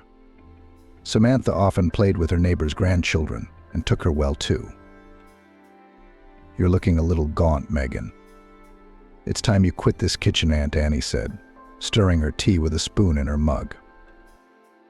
Well, what's there to quit? Megan waved me off. What are the helpers for? There are 2 growing up. Annie nodded at the framed pictures of the girls on the wall. Megan twirled the mug in her hands and gazed at the floating tea flakes. Annie, I don't think my kids love me, she exhaled. What am I doing wrong? Oh, come on. Aunt Annie waved her hands. All children love their parents, and so do yours. You do so much for them. That's what I'm saying. Megan nodded. Annie took a candy from the vase and rustled the wrapper. A child's individuality should be embraced. His view of the world to encourage, to guide, just a little support, she mumbled. So how to accept, if they break their life, their future life? Megan thumped her fist on the table, spilling her tea. But it's their life, and you can't protect them from all their mistakes. Aunt Annie calmed her down, helping her to wipe up the puddle on the oilcloth. The world is changing, and they are changing. You're teaching them to accept. What about you? Megan suddenly froze. Her neighbor's words poked her in the soul, but she couldn't admit it. The woman was trying to be a caring mother from a position she'd seen in her childhood and thought was right. I have 2 boys. Annie sat back down, so what do you think? They drank and smoked when they were young. They went out and got Fs. But now they're both handsome, both family men. They bring their grandchildren to me on weekends. Real men have grown up. The neighbor clapped her palm on the tablecloth. I scolded them, of course, in a good way, but I left the right for mistakes and bumps. The woman continued, if you insulted your friends, you got a slap on the neck from them. If you tried vodka, let it get so bad that it would kill you. That's how it's brought up. Only on their own skin they understand. I can't do that, Megan shook her head. Her neighbor took her hand in a conciliatory manner. Megan, even if you can't, the main thing is that you love them and want the best for them. They'll grow up, they'll understand later. For now, let them be sarcastic. Don't take it personally. Be above the childish antics. They need to prove themselves. Spread their peacock tails, let them. Megan remembered her daughter's tattoo, her son's capriciousness and coldness, and could not understand how she could react calmly to such an attitude from people close to her, although that was exactly what the kind-hearted neighbor had insisted on. A paradox, no other way. Stella ran away to the capital with some maid at the age of 18, having drunk a lot of her mother's blood. She didn't want to go to school, but she did some management and executive courses. Megan had many conversations with her daughter about the need for a normal education, but everything was like a pea against the wall. Stella was of a different opinion and stubbornly continued to tear down the standardized female image. Samantha was growing up too, and at first Megan thought she was a sweet and docile child. She wasn't soulless and narcissistic like her brother. She wasn't selfish and dodgy like her sister. She helped around the house, even though she grudgingly cooked and cleaned. But since she was 14 years old, Samantha's mind was exclusively on partying and boys. She often skipped school, ran on dates, hanging around with one suitor and another. Teachers called Megan with interrogations and requests to influence her daughter to no avail. One day Samantha endured her mother's admonitions for a long time, and then she gave out. I'm young, I want to have fun. I don't want to grow moldy over books. Megan was appalled by this statement. If John and Stella at least had goals and desires, even if they didn't quite fit the gold standard, Samantha was close to going down a crooked path. And so it happened. One day Megan found her daughter's packet of cigarettes in a secret jacket pocket. So she burst into her room and yanked Samantha right out from under the covers, sleepy. You're smoking. Megan yelled at her. I don't need an ashtray in my house. She grabbed the strap from her bag off the chair and slapped it across her defensive daughter's back. Megan had never hit a child, except for a little spanking when she was a kid, but here it was as if she'd snapped. It was as if in that blow she had unleashed all her anger for the 3 of them on one. Afterwards, Megan repeatedly blamed herself for the outburst, and her son's words, Samantha is a naughty skirt, came to mind. Then Samantha did not speak to her for 4 days. She didn't stop smoking, but she hid it better, out of spite. She also stopped doing things around the house, also out of spite. She had a tomboy, an 11th grader, and the kind of handsome guy that drives girls under 20 crazy. Samantha was no exception and went head over heels in love. Christian's schooling was lousy, but he secretly drove her around in his dad's car at night. He taught her how to pour beer without foam, and always told her about some shady dealings with the boys. Samantha was impressed and dreamed of running away with her lover to the end of the world. So in the evening, her mother caught them kissing under the cherry tree at home when she returned from work. Megan knew Christian and his family well, rarely earning a living anywhere. Father a lover of the collar, mother a gossip. Samantha was elbowed right out of her beau's arms. "Mum, why do you always get on my nerves?" she said. "You should be studying, not cuddling in corners with this guy," Megan said angrily. "I'll take care of it myself. You haven't lived your life, let others live theirs. Will you sort it out if you become a whoremonger?" Megan felt her voice breaking into a croak and her face burning with anger and helplessness. How could anyone accept such a thing? How could anyone knowingly accept the desecration of their own child's life? Megan didn't understand. Samantha wanted to say something but froze. The scandal ended when Megan didn't find her daughter's things at home the next evening. She called her, texted her, asked her to come back, begged her to come to her senses. But Samantha said briefly that now she lives on her own and does not need her mother, who considers her a walking wench. So the woman was left alone in the big house. And the other will say, live happily ever after. The offspring are off her back, but not Megan. No matter how the kids treated her. And coming to empty rooms was harder. She called both John and Stella. But they didn't like to talk long, saying they were busy. They came rarely and not for long. Aunt Annie came in frequently and did something to brighten the loneliness of her mother. Megan even got a cat to keep her from being bored, but she could only listen and meow back. Soon the long hours on her feet and the age of 55 made themselves felt. At the examination, the woman was informed about a whole bunch of problems: varicose veins, cardiovascular disease, joints. Gradually, Megan herself did not notice how she began to befriend the bottle to brighten the loneliness and drown out sad thoughts.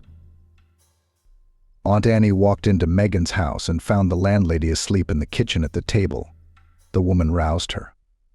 Lately, Aunt Annie had been very concerned about her neighbor's condition. She had become unsociable, crying all the time, and even the house had become neglected. Annie tried to visit more often, but she couldn't stay with Megan. She was in her 70s. "Megan, come on up. It's morning," she shook her yawning and mumbling landlady. She jumped up, looking round and then shamefully hiding the wine bottle behind the table. "You've had enough of living on your own," Annie said as Megan cleaned herself up and began to prepare breakfast. "Who needs me? Men look at young men, and I'm old." Annie smiled, though she meant something else. "Men, it's a matter of time," said the neighbor, "and I think that you need an assistant and company." "My helpers are gone," Megan sighed, setting down her cocoa. "You're just rushing off the beaten path again." Aunt Annie scolded the woman. "I have an idea how to help you, so you can have more fun without this happening." She kicked an empty bottle under the table. One of Annie's sons often supplied orphanages with goods and other help from concerned compatriots. Orphans on reaching adulthood were supposed to be given flats under a state program, but in practice some waited years for them, and some didn't get them at all, but they had to live somewhere. "There's a girl there, EVA, she was pretty. But she didn't get a flat and had a baby when she was 19. Now she's scrounging around. You know how hard it is to earn money for rented accommodation with children. I feel sorry for the girl." "I don't know where you're going with this, neighbor." Megan listened intently. "I'm saying that you should take her in and help her with the household, and it won't be boring. And you'll do a good deed. You won't work forever. You'll be cooking soup and borscht in this canteen. And I'd get Ivotchka a nanny at the kindergarten through my old connections," Annie finished. Megan frowned. She didn't like the prospect of letting a stranger with a baby into her house. But then again, Annie was right.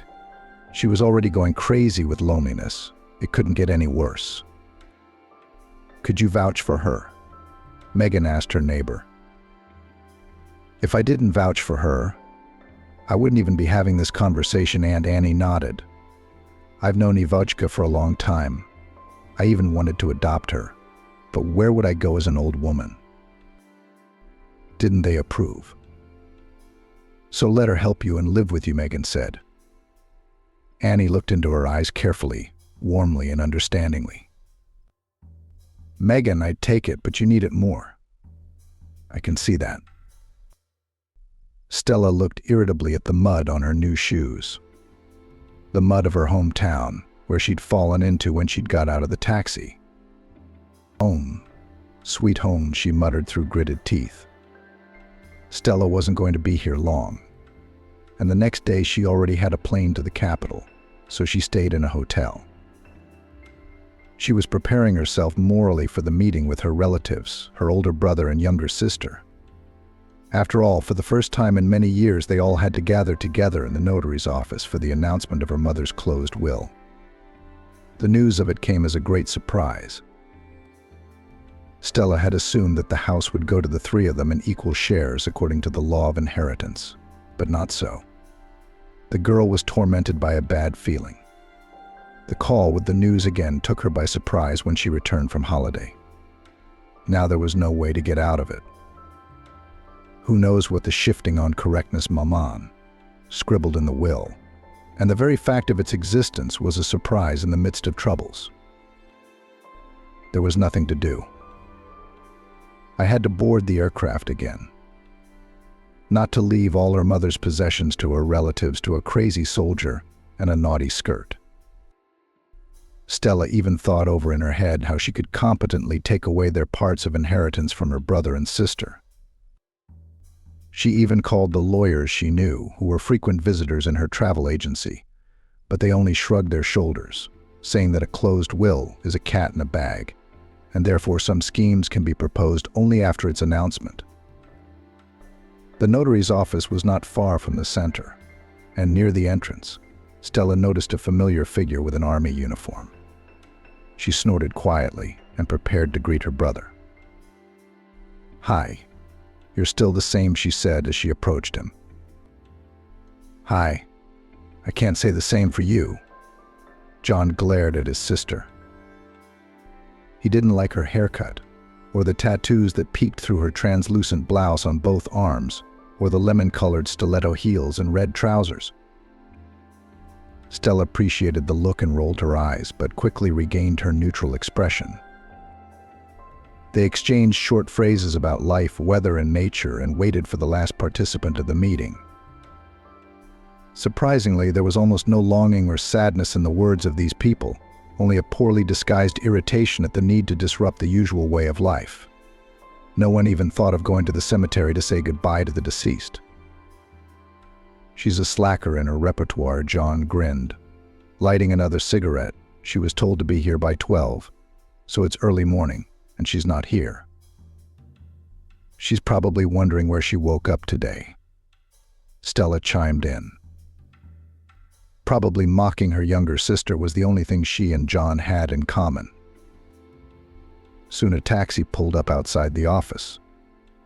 A disheveled Samantha jumped out in a hurry. Her hair was tucked into a ponytail, her crumpled t-shirt straightened out of her jeans. "I think you were right," John whispered in Stella's ear, glaring scornfully at his relative. "You're late," Stella said without greeting or ceremony to her younger sister's face. "I know," Samantha snapped back. "It's not my fault the bus took so long." Stella rolled her eyes again and pushed her fringes aside. "You'll make it up to me later," John said sarcastically as he pulled open the door. "We have more important things to do right now." The notary, who looked like a business canary, put everyone in their chairs. "First of all, I'm sorry for your loss. Losing your mother is a great blow. If I may, without further ado. We're busy people. We don't have much time." The notary nodded ceremoniously and asked for the testator's death certificate. John pulled the document out of his briefcase and handed it to him. The man ran his eyes over the papers, checked something, made a short note, and finally pulled an envelope from a desk drawer. He showed his signature and date on it. Mum must have felt it. She had drawn up a document 6 months before she went to the other world, Stella whispered, not addressing anyone in particular. Why did she have the nerve to write that will in the first place? John replied irritably. Maybe someone put the idea in her head, Samantha suggested, and instantly caught the frowns of her relatives. Both of them didn't like the idea, because the consequences could be bleak. The second envelope was also properly signed by 2 witnesses and the notary himself. In one of the curlicued signatures, Stella recognized the hand of her neighbor Aunt Annie. The envelope was opened, and at last the required paper lay on the notary's desk. The deceased's will was written on an ordinary yellowed sheet of paper from an old notebook, which did not fit in with the official office and the situation. While the notary read out the text, Stella nervously tapped her fingernails on the phone screen. Samantha was stirring a candy wrapper in her hands. John was crunching his knuckles. Everyone realized the importance of the moment and waited.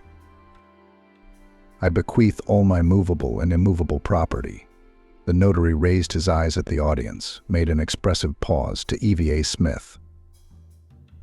There was such silence that one could hear a fly crawling on one of the folders on the far shelf. I take it there is no Citizen Smith here. The notary looked at the young people with equal surprise. What? Stella jumped up first from her chair. Who the hell is Smith? What the hell is Smith? What the hell is going on here? She rushed to the table, wanting to see for herself if she had heard a mistake or a joke. But her mother's handwriting said exactly what she'd heard. None of the names of the 3 children Megan had put in the will, and the complex signature at the bottom with its many curlicues testified to the genuineness of what she had written. Stella remembered from high school trying to copy it in her diary and failing miserably every time. We won't leave it like that. We'll contest it. We'll sue that Smith, whoever she is. Yeah, sue all you want. The notary shrugged his shoulders indifferently. My business is done. Oh, and don't forget the copies. Under the puzzled, lost, and somewhere angry looks of those present, he made 3 copies of the will, certified them, and handed them to everyone in turn. I'll get that Smith from under the ground, thundered Stella on the doorstep of the office, not at all embarrassed by passers-by. This is the house, and my father's garage, and the land where he wanted to build a summer house. Samantha was twiddling her thumbs in horror. Her mum gave it all to her. John spat in the flower bed. I wish I knew what it was for. It's all right, it's all right. We'll sue, we'll get every last plank in the house. Stella's eyebrows rose angrily, her eyes blazing with rage. We will. Only you. Don't expect us to share too much. John slowed her down. What do you mean? Stella drilled him with a glare. I've got a son growing up. He needs a place to live too. John emphasized the word son. And I need to invest in my business. You'll earn a house for your son too. Stella bit him back. Hey, I don't actually have a flat. I live in a rented one. Samantha shouted, listening to her brother and sister bickering. Both of them stared at her with such eyes that it became clear that they were ready to get rid of the third applicant for the inheritance right here. Samantha squeezed her head cowardly into her shoulders. The bickering under the door of the notary's office continued. Everyone realized that a quick resolution of the case would drag on for an incomprehensible period of time and incur costs and nerves. Meet Eva, and this is her son, Oliver. Annie introduced Megan to the girl standing modestly on the doorstep. She had a 1-year-old baby in her arms and a small check bag. She was poorly dressed, but she had a thick, shoulder-length blonde braid and huge blue eyes that still held a certain childlike naivety and belief in miracles. Megan remembered how children had looked at her with those same eyes, a long, long time ago. Ivachka, you come in, make yourself comfortable. Megan will show you everything. Annie pushed the hesitant girl into the room. When the guest had left, the neighbor asked her, "Megan, why don't you look like you belong here?" "Good girl, did I ever cheat you?" "She's good, Annie. She's good," Megan said. "But I'm not used to her. I need to look at her more closely." Megan looked at her for a couple of weeks. At first, the conversations between the new acquaintances were awkward and clumsy. Aunt Annie, as promised, got the girl a job in a kindergarten, where she was happy to go to work. This way she could look after her baby and earn a little money. In the house, Eva did not do much housekeeping, only asked short questions about cleaning and other household trifles. The baby didn't interfere with anything and was quite quiet. The awkwardness was gone, thanks to His Majesty chants. "Megan, I'm back," Eve said loudly as she opened the door. The landlady's shoes were in their place, but she herself could not be heard. The girl cautiously entered the room, placed the cradle with her son on the armchair, and found Megan napping. There were a couple of empty wine bottles on the floor next to the sofa. But Eve rushed over to the woman and began to bring her to her senses. Megan opened her eyes and looked around awkwardly. She had promised herself every day for the past 6 months that she wouldn't buy any more wine, that she wouldn't lock herself in her room and drink until the pinching feeling of emptiness was filled. But when she returned from her shift, her feet carried her to the shop, and her gut demanded relaxation. Megan guessed that Annie had insisted that Eve move in because she knew about her neighbor's addiction and was worried. Also, everyone realized that Megan's children didn't care about her. They were busy with their own lives and would at most put their mother in rehab for a while. "Megan, what are you doing?" EVA looked worriedly into the woman's eyes. "Your blood pressure, your heart isn't right, and you're drinking." Megan staggered back. The girl shamed her, but justifiably so. And then the unexpected happened. The accumulated tension, longing, sadness overflowed the cup and tears spilled out. Megan buried herself in Eva's chest and burst into tears. The girl fell into a stupor for a few seconds, and then embraced the woman and began to affectionately stroke her back and comfort her as if she were a small child. "I always dreamed of having a big family," said the lady of the house, while Eva was pouring tea. "I wanted to be a mum. I played mother's daughter all my childhood, read fairy tales about princesses."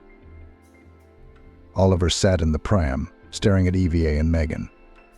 He listened too, occasionally crooning and banging his fist on the side of the stroller.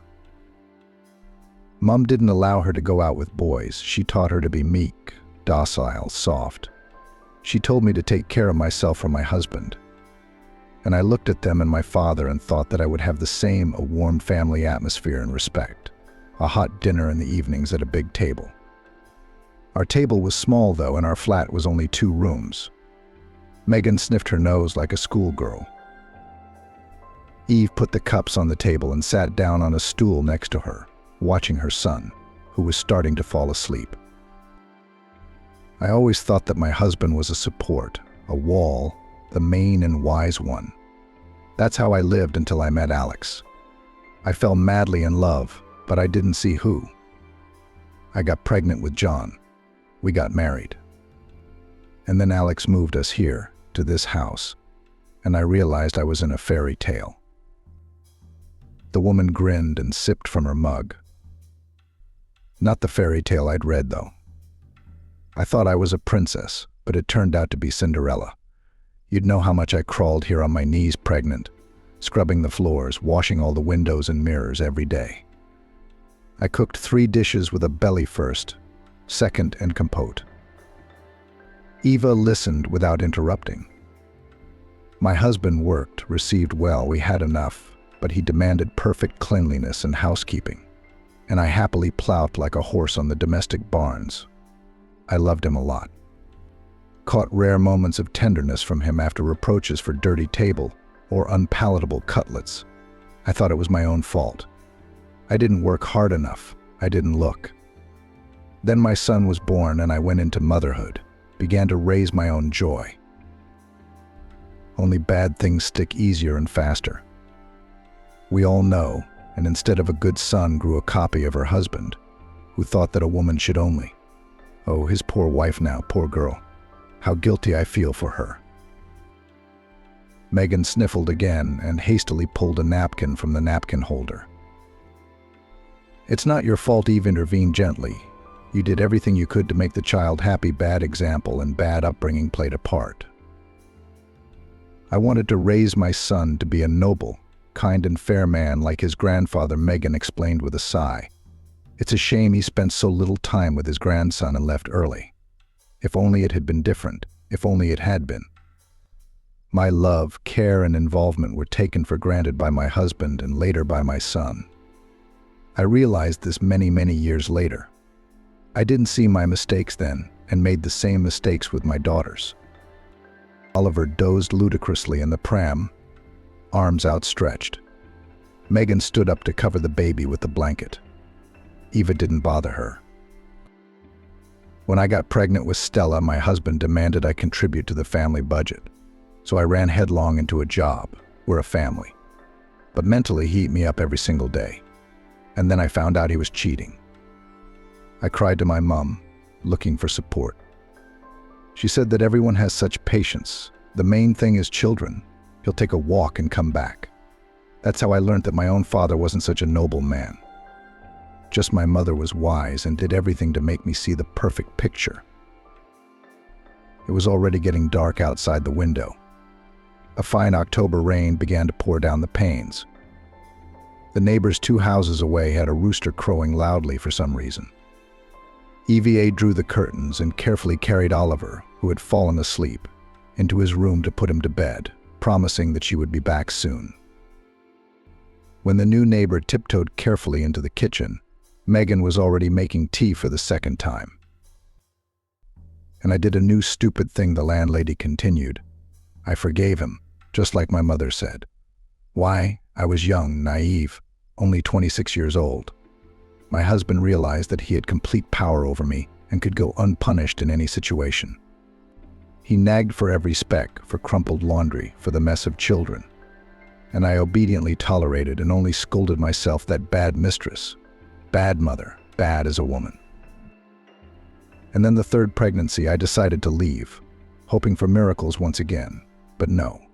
In bringing up the girls, my husband was stricter, scolded for any disobedience, even the very tiny Samantha, and for some reason I gave in.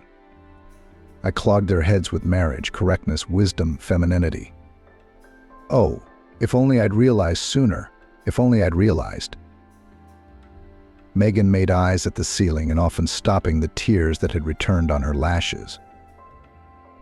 And when her husband crashed with his mistress, as I found out later, it was as if the rope around my neck had loosened.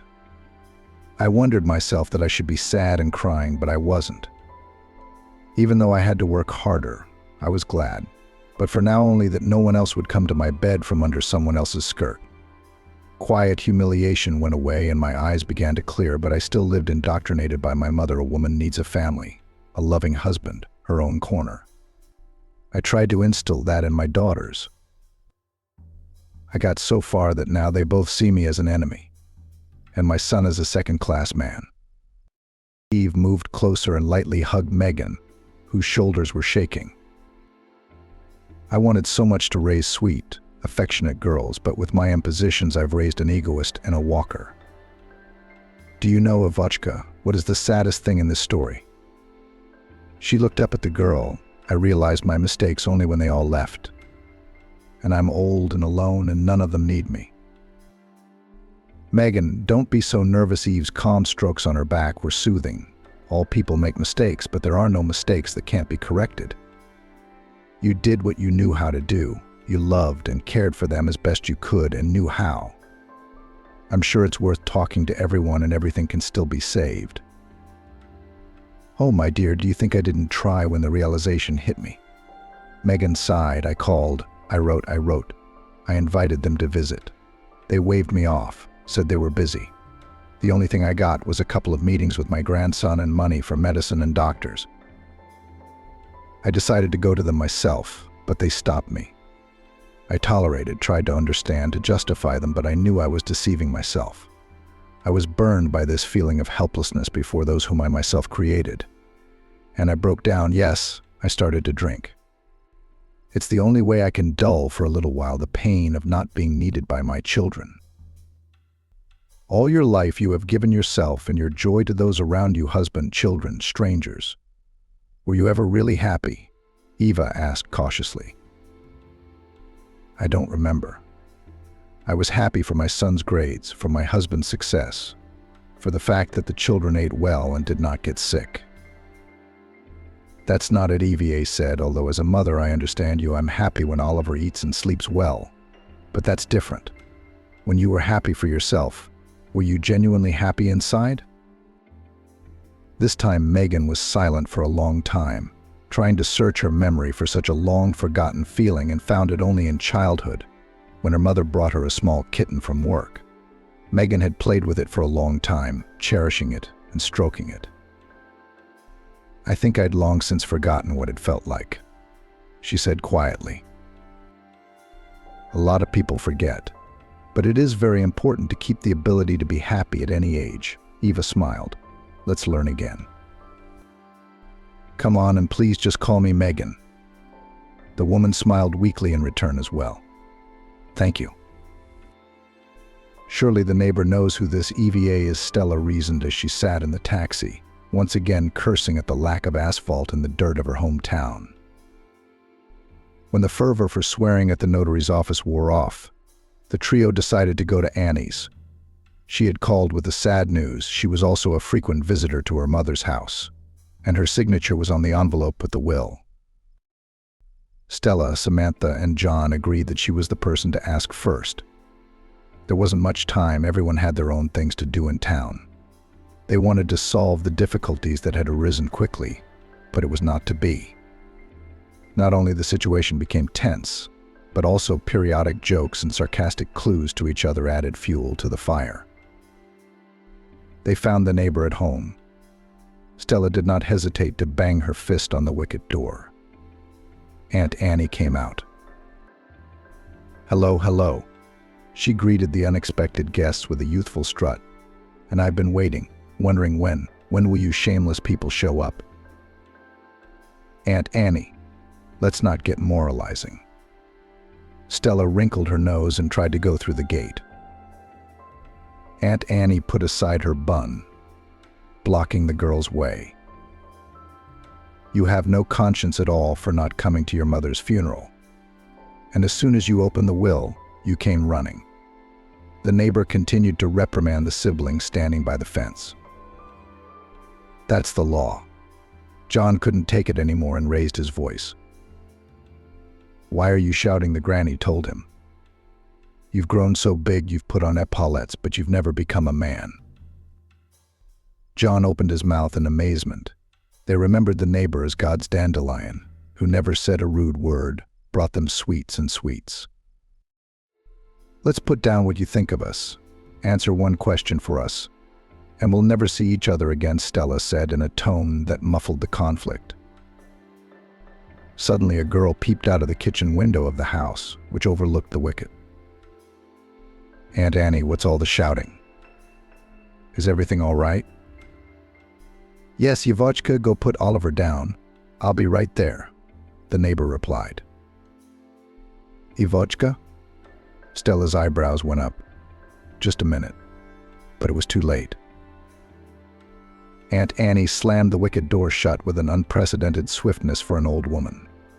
There was the suppressed shriek of Samantha, who had her fingers nailed, followed immediately by John's profanity. The company realized that no one else would talk to them here. The swinish attitude towards their mother had played its part. Stella and John took some documents and things from the once empty house, and then all three of them left for their respective cities. This is for you, Eve smiled radiantly and handed Megan a candy floss stick. For me, the woman was so confused that she looked at the treat with fear and confusion. It was Indian summer, a Saturday. Both of them had the day off. A small circus was performing in the local park. EVA, on the pretext of going out with Oliver, had dragged Megan out to walk there. Come on, come on. She jokingly hurried Megan on her doorstep. On the last warm days of October, it's a crime to stay indoors. The woman hesitated at first, but then agreed. Megan caught herself thinking that it had been a long time since she'd taken a walk like this. All her routes were calibrated for a specific purpose: work, home, shop, hospital. She had somehow forgotten that you could just wander aimlessly for fun, chatting with someone and not constantly looking at your watch. The park was already beginning to put on its autumn finery. Crimson maples were dropping a carpet of patterned leaves on the pavement. Birch trees were swaying their soft branches, where, like a scattering of coins, the foliage was golden. In the flower beds, late velvets and dahlias bloomed with furry pom-poms. The sun glistened on their petals with beads of night rain, and only the fir trees were unperturbed green spots in the orange red of October. Megan even admired the landscape, breathing in the still warm but already damp autumn air. She remembered long-forgotten sensations: calmness, joy, silent, quiet delight, when vanity seemed to be wiped away like dirt from glass. "Did you enjoy the performance?" Evie asked. "Yes, I haven't been to the circus in probably 20 years, Megan admitted. I never thought I could go there just for fun, without a reason or my kids." "A lot of things are fun to do for no reason," EVA said, fixing Oliver's cap, who said you needed a reason to be happy. Megan looked at her with either respect or sudden insight. "You know, EVA, you're not at all what I used to think you were," she admitted. The girl laughed. "Who did you expect? A new with a moping temper?" "Well, not exactly," Megan faltered awkwardly. The question had stumped her. EVA wiped Oliver's applesauce-smeared hands, put him back in the pram, and said, "I came to the orphanage as an adult, at the age of 12, and I already knew what it was to starve, what it was to hide from a drunken father in the cellar. That's why I learned to appreciate joyful moments, and in the orphanage I realized that if you let your guard down and cry all the time, you can go crazy." Now Megan listened eagerly to her companion. It was amazing how Eve's appearance didn't match her strong core inside. It was carefully hidden from view, though. And then I thought, why do we only rejoice on holidays? I mean, why do we do that? Gifts, surprises. Why are we trapped in this stereotype? I started to break it as best I could. First, I made paper cranes for all the children in the orphanage, and then I figured out how to sew beautiful outfits from the things that were donated to us. We even organized a fashion show once. Megan laughed. She was surprised at how much will, fortitude, and courage to appear different was in this fragile girl. I loved what I was doing, and I saw that joyful moments are very much needed all around, from small to great. My students reached out to me, and of course someone fell in love with me. EVA sighed. It was a spontaneous feeling, an impulse inspired by my idea, a joy in the midst of grayness. But now I have this little Colombo. She patted Oliver's head affectionately. But all is never well. She glanced meaningfully at Megan, and when I turned 18, I found myself with a baby outside the orphanage. They wanted to leave him there, but I wouldn't let them. I couldn't get a flat, and I rented a room in a communal flat on my cleaning lady's salary and child allowance. That's how I realized to the fullest extent how important it is to be happy that you just live, and perhaps help others to live. Is that why you went to work with the kids? Megan suddenly guessed. Yes, Eva nodded. Children still know how to enjoy the little things. With adults, everything is drowned in routine, in some stereotypes and invented frameworks. We drive ourselves into a cage where there is nothing but vanity, problems, and fears. There are very few people who in adulthood can genuinely rejoice and see the beautiful things around them. She pushed back her braid and pointed to a woodpecker on the trunk of one of the maples. Megan also noticed the bird with the red beret hopping busily on the bark. You've welcomed me into your home, and you've been kind, and I'm eager to help you enjoy life again," Eve said. "And you're starting to get good at it." Megan hugged the girl, hiding her wet eyes from her. It had been a month since that conversation in the kitchen that evening. Megan had forgotten the last time she'd had a drink, and her house felt cozy and bright again, in a way it probably never had been before. Maybe it was because both women needed that coziness, and both tried to keep it. Evenings were spent talking over fragrant tea or taking walks. Eve told Megan about everything. The woman was amazed at how broad the girl's horizons were and how much she had missed in her life. One day the group wandered into the evening park again, and some guy gave both of them a rose. Megan was so embarrassed she didn't know where to put the flower. She finally wanted to come home in the evenings, to cook something delicious, to hang out with Oliver and listen to EVA. It was amazing how close to her this girl, a stranger by blood, had become. Aunt Annie sometimes came to visit and watched Megan come to life more and more, the blush returning to her cheeks and the sense of purpose in her eyes. It was as if Megan had gained a daughter and a grandchild during this time, and there was no talk of rightness or marriage. How easy it was to accept someone with their particular views, cockroaches, and experiences. And even if EVA cooked soup differently, cut bread thickly, and scrubbed floors the old-fashioned way, Megan no longer wanted to argue, to correct, to teach. And it was not indifferent humility, but the very acceptance she had always imposed on her daughters, imposing what she herself didn't understand. One day at lunchtime, two men in overalls knocked on the gate of Megan's house. The landlady stepped out, looking behind the wicket in surprise. Eva was putting Oliver down for his afternoon nap. "Hello, we're from the utility company. We're checking for wiring past the meters." The men introduced themselves and shoved a form under Megan's nose, which she didn't have time to look at. "We're legal," she said, confused. "If it's legal, we'll check for frayed wires. What if you have a leaky roof? The danger of fire due to a short circuit is not a big deal." One of the guests raised a finger and put his foot very firmly into the courtyard. "All right," the woman stepped aside, allowing the worker to pass. The repairman began to examine the wires and their location, then with serious faces looked at the pole, scratched their heads, wrinkled their brows, and as a result they said, "You have one wire here that is not connected to the meter, and the coating on it is frayed. We should cut it off and see if there's any sign of a short circuit in the house." "I don't think it's shorted out. The TV's working. The light bulbs are intact." Megan shrugged. "You can tell the fireman the same thing later," one of the men said indifferently. The woman had no choice but to let the workers into the house, and they began to do a lot of work there. They started climbing along the sockets, picking at the lamps, looking into the switchboard, examining how the wires were laid, without even taking off their muddy boots. Megan just sighed with a palm resting on her cheek in the corridor. 10 minutes later, one of the workers came up to her again and said with a mournful face, "Mistress, there was a leak in the ceiling near the switchboard and sockets without grounding. You need to repair, or Chiracronet's 220V from the kettle or iron in the rain and all." He even made scary eyes for convincing. "So how is it? How many years have I lived and everything is calm?" Megan only splashed her hands.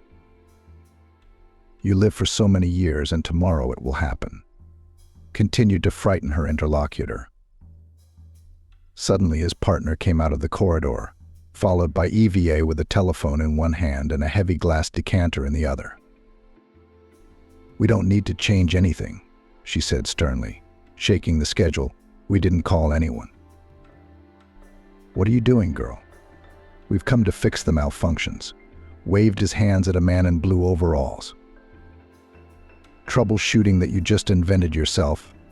Get out, or I'm calling the police." EVA showed the dialed number 02 on the screen. The men cautiously put their heads into their shoulders and glanced round. Megan was dumbfounded, but her hand instinctively picked up the heavy Soviet kernel on the table.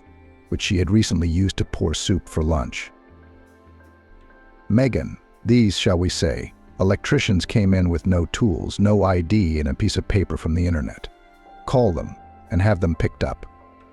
After saying that, the men rushed out of the house, almost knocking down the doors. All Megan could hear from the backyard through the window. I thought you said it was a woman living alone, you dear. When her pounding heart calmed down and her breathing became steady again, Megan was already sitting at the table, waiting for Eve to put some valerian in her glass. How did you realize that those crooks weren't from the utility company? She asked the girl. I saw and heard from the window how you let them in, and I noticed at once that they came without tools. Electricians don't just walk around like that, and they won't come at all if you don't call them. Eva was watching the drops on the neck of the vial, and then one of them dropped the paper they were shoving in your face, and that's when it all became clear. She set the glass down in front of Megan and pulled a crumpled piece of paper out of her pocket. It was a crooked scan of a 3-year-old installation permit. Oh, the woman sighed. What would I have done without you? Obviously, you would have been left with no savings, Eve answered bluntly, but everything turned out fine. But let's change the locks on the gate and the door. You never know. The women became almost kin to each other. Evia had made friends with the younger members of the kindergarten staff. She sometimes asked Megan to babysit her son while she made time to go to the hairdressers or do some shopping. It was a joy for Megan to babysit Oliver. She even thought of him as her grandson. How different were those happy moments from the few hours she was allowed to spend with her blood grandson. John and his wife were constantly criticizing her for everything and literally ripping the baby out of her arms. It was different with Oliver. He was happy to collect colored pyramids of rings with Megan, throwing cubes and balls, learning to walk, supported by a caring woman. EVA would sometimes come and watch from the corner of the house, watching Megan's care for her son. Everyone understood, and everyone needed it one evening. The girl walked into the kitchen to take the baby from the lady of the house and noticed a slight sadness on her face. "What's wrong, Megan?" Eve asked worriedly. "Oh, EVA, my heart aches for my own children." Megan sighed. "I wish we could communicate with them like we do with you. About everything in the world, at least on the phone. They haven't called or written in 6 months. Samantha ignores me completely." Eve thought about it. "I think you can try to improve your relationship with your children, but you need patience. I've put up with an arrogant husband all my life. I'm sure I'll have enough patience." Megan gave the girl a serious look. To pick up the phone and write to the children, these thoughts caused in the woman a stupor and fear of a new refusal to contact her loved ones. So strangely, she both wanted and feared it. Fear vividly resurrected memories of her youth, of caprices and torments with the hard characters of her offspring. And then Megan pushed the heavy thoughts out with an effort and began to remember the autumn walk in the park and after the circus show. She imagined walking like that with Stella or Samantha. Finally, having tuned in enough, Megan dialed her eldest daughter's phone. "Hello," Stella's voice came through after a series of long beeps. "Hello, Stella." Megan exhaled, gathering her strength. "How are you doing?" "I'm fine. Why are you calling?" Her daughter's voice became suspicious. "Do you want money for the doctor or something?" "No, daughter, I just want to talk to you." The woman swallowed. "Well, you talk. I'm listening," agreed on the other end of the phone. Something rustled in the phone. A knowledgeable person would have immediately realized that the call had been put on speakerphone. "Stella, you and I have never understood each other," Megan began. "It's probably my fault. I forced things on you that I was unhappy with without realizing it. Please forgive me, but now I realize my mistake and I want to know how you live and breathe. I want us to be able to talk like girlfriends and not hold grudges. Is that okay with you?" There were clicks, distant mutterings, rustling. "Why are you talking to your girlfriends?" Stella's voice came from somewhere, as if from far away. Did Aunt Annie come? Or what? Then it became clear that the girl is settling some work issues on another phone. "Yeah, we're chatting." Megan's lips quivered. "Bye, daughter." She pressed the cancel button and cried, covering her face. Eve rushed to comfort the poor woman, but she sobbed like a wounded animal. "Oh, I'm an old fool for hoping for a miracle," Megan scolded herself through her sobs. "Who needs me with my morals?" "I do, let's try again." Megan looked at her dejectedly, smearing her tears. "A little later, right?" Eve corrected herself, nodding cautiously. The frustration and sadness left Megan alone only towards evening. She realized that one attempt wasn't enough, that more would be needed, and already the first one had stabbed at her soul. It was even scary to call John. He was the most callous and cold-blooded of the three. The woman didn't even know what words to choose for such an important conversation with her son. Only Eve's closeness, her support, sincerity and participation gave Megan strength and determination. John picked up the phone immediately, unlike Stella. His clear, service-chiseled hello rang through the house, even from the tiny speaker. "Hi, son." Megan began. I wanted to. "Mum." "Hurry up," John interrupted her irritably. "I've got things to do." "What's up?" Nothing. The woman lowered her eyes sadly. "I'll leave you to it." "Yeah, go ahead," came from the other end. "We'll try again later, we can't give up." Eva comfortingly took Megan's palm in her hands. The woman was no longer crying after the second call, but her eyes were filled with resignation. "Ivachka, I don't think it's any use. They're adults, and they've been used to ignoring me for so long that it's too late to re-educate them." "And your youngest, Samantha? Is she a little older than me?" Eve wondered. "I don't know her contacts," Megan said. Embarrassed for some reason, she blocked me everywhere after the fight. "All I know is that she lives in the city and is studying, I think." "Well, there had to be some kind of communication channel, right?" Eve wouldn't stop. Suddenly, Megan jumped up and hurried into the room, muttering something. She rummaged through the dresser for a long time, then pulled out a dusty diary. Among the recipe entries on proper cotton washing and phone numbers, the woman found her daughter's email address. She used to use this address at school back in the day. Megan pointed to the corner of the page. "I can't believe I didn't remember before." "It's better than nothing," Evie said. "We'll think of something to write tonight. In the meantime, why don't we go get some ice cream?" "Ice cream in December?" Megan smiled. "Why not?" Eve winked at her. "Who says we can't? You'll be in a better mood in no time. Just what the doctor ordered on a gloomy day like this." She went into the freezer for a batch of ice cream. Megan watched with a cheek resting against her cheek. She realized that Eva was trying her best to keep her spirits up, but her motherly heart would still ache. Even though Eva had become like her own daughter, she couldn't undo the mistakes of the past on her own. It's amazing how sometimes common troubles pull together and try on even sworn enemies. After returning to their respective towns, Stella, Samantha, and John started a general chat room where they discussed the issues with contesting the will. It took a couple of weeks to figure out Eve's identity and get the outside story. Albeit with a creak, the company agreed to split the inheritance exactly 3 ways. Nevertheless, Stella pestered the lawyer with questions about how to legally get the most of it. The poor boy already regretted that he had tangled with her, and mentally cursed all the gods who once invented the court and inheritance.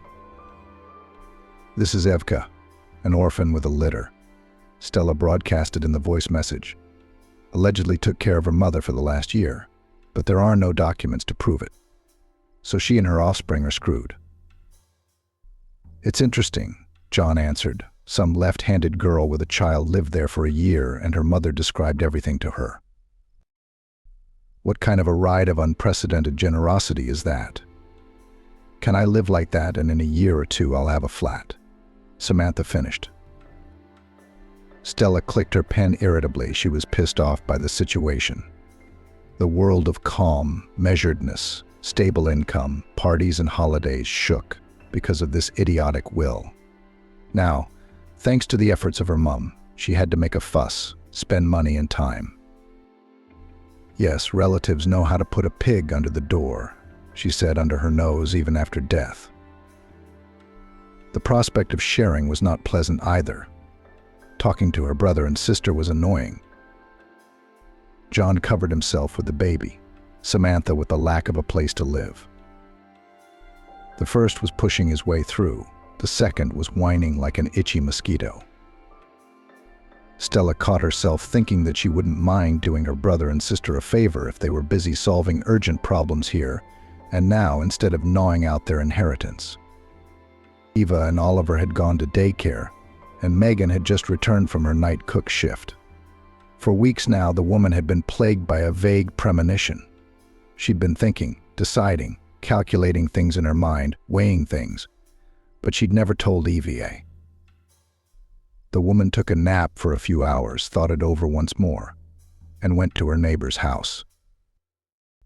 "Annie, I want to write a will," she blurted out, sitting down in front of her. "God be with you, Megan." Aunt Annie waved her hands in the air. "Are you going to die?" "I have a premonition. I don't know. I just have a feeling I should do it now." When Aunt Annie stopped oohing and ahhing about her neighbor's statement, she clarified. "It took me a long time to get round to it, but I think I'm doing the right thing." "Well then, it's necessary to call a notary if you're going to do it," Annie thought. "Yes, we can't do it without a notary," Megan confirmed. The women called the notary's office and made an appointment. The notary informed them that they would need 2 witnesses. "Don't tell Eva, please," Megan asked her neighbor before leaving. "I thought we were going to use Eva as a second lookout." She shook her hands. Megan shook her head. "No, we can't have her." Annie thought for a moment. "I've got a son coming over in those days. Maybe him?" Megan agreed, nodded, said goodbye to her neighbor, and went home with a slightly relieved heart. The day before, she had spent a long time composing something else, an email to her youngest daughter. She wrote a bunch of pages, scribbled, wrote again, scribbled. Then with difficulty she created a mailbox with Eve's help and slowly retyped the text onto the screen. It had been a week since she'd sent it, but her inbox was just as sad and empty.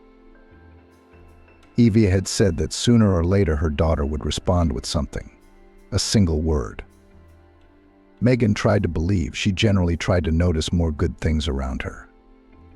It had become an acute daily necessity on the way to getting rid of the enormous guilt and resentment she felt toward herself, her children, and life. And at times Megan felt she was succeeding. In the flight of a swift, in the glint of a puddle in the sun, in the warmth of a mug of fragrant tea passed from hand to hand, she gathered the grains of her medicine. And close by was the one who always supported and protected the fragility of the recovering soul. Stella enlisted all her connections and hired the best lawyer available to challenge her mother's will as soon as possible. It took several months, but the girl got her way. In court confirmed that as direct heirs of the first turn of the native children of the deceased, the 3 of them, Stella, John, and Samantha, have legal rights to receive all the property of the mother. However, the second part of the plan could not be realized. The inheritance was awarded equally to each of them. Nothing. Stella rubbed her hands together as she left the courtroom. "We'll use our own methods here. The main thing is that the sneaky orphan was left with nothing." The bossy head of the travel agency was accustomed to do so when legal methods were exhausted. A couple of conversations hit the right pain points, scare her, gather dirt. Who cares how she gets what she wants? John and Samantha didn't attend the trial. The first referred to the service, the second on the cost of traveling. Stella alone represented the interests of the three, though the interest here was rather entirely hers. The relatives were notified of the entry into the inheritance by registered letters from the lawyer. The girl thought over ways of action, how to force the fools, brother and sister, to sell the mother's property as soon as possible, so as to hide from them part of the income from the transaction. Stella's plans were Napoleonic. She had long yearned to open a second branch of the agency, to exchange her one-bedroom for a two-bedroom closer to the center, and what to say, to run away to the States. Neither a fair division of money nor the welfare of relatives Stella did not care what was to say about a strange girl with a strange child. Neither EVA nor Aunt Annie attended the trial. The old woman and the young mother had no opportunity to go to the capital, although they knew what was happening. EVA was taken aback when she learned that Megan had left her all her possessions. The girl was very confused.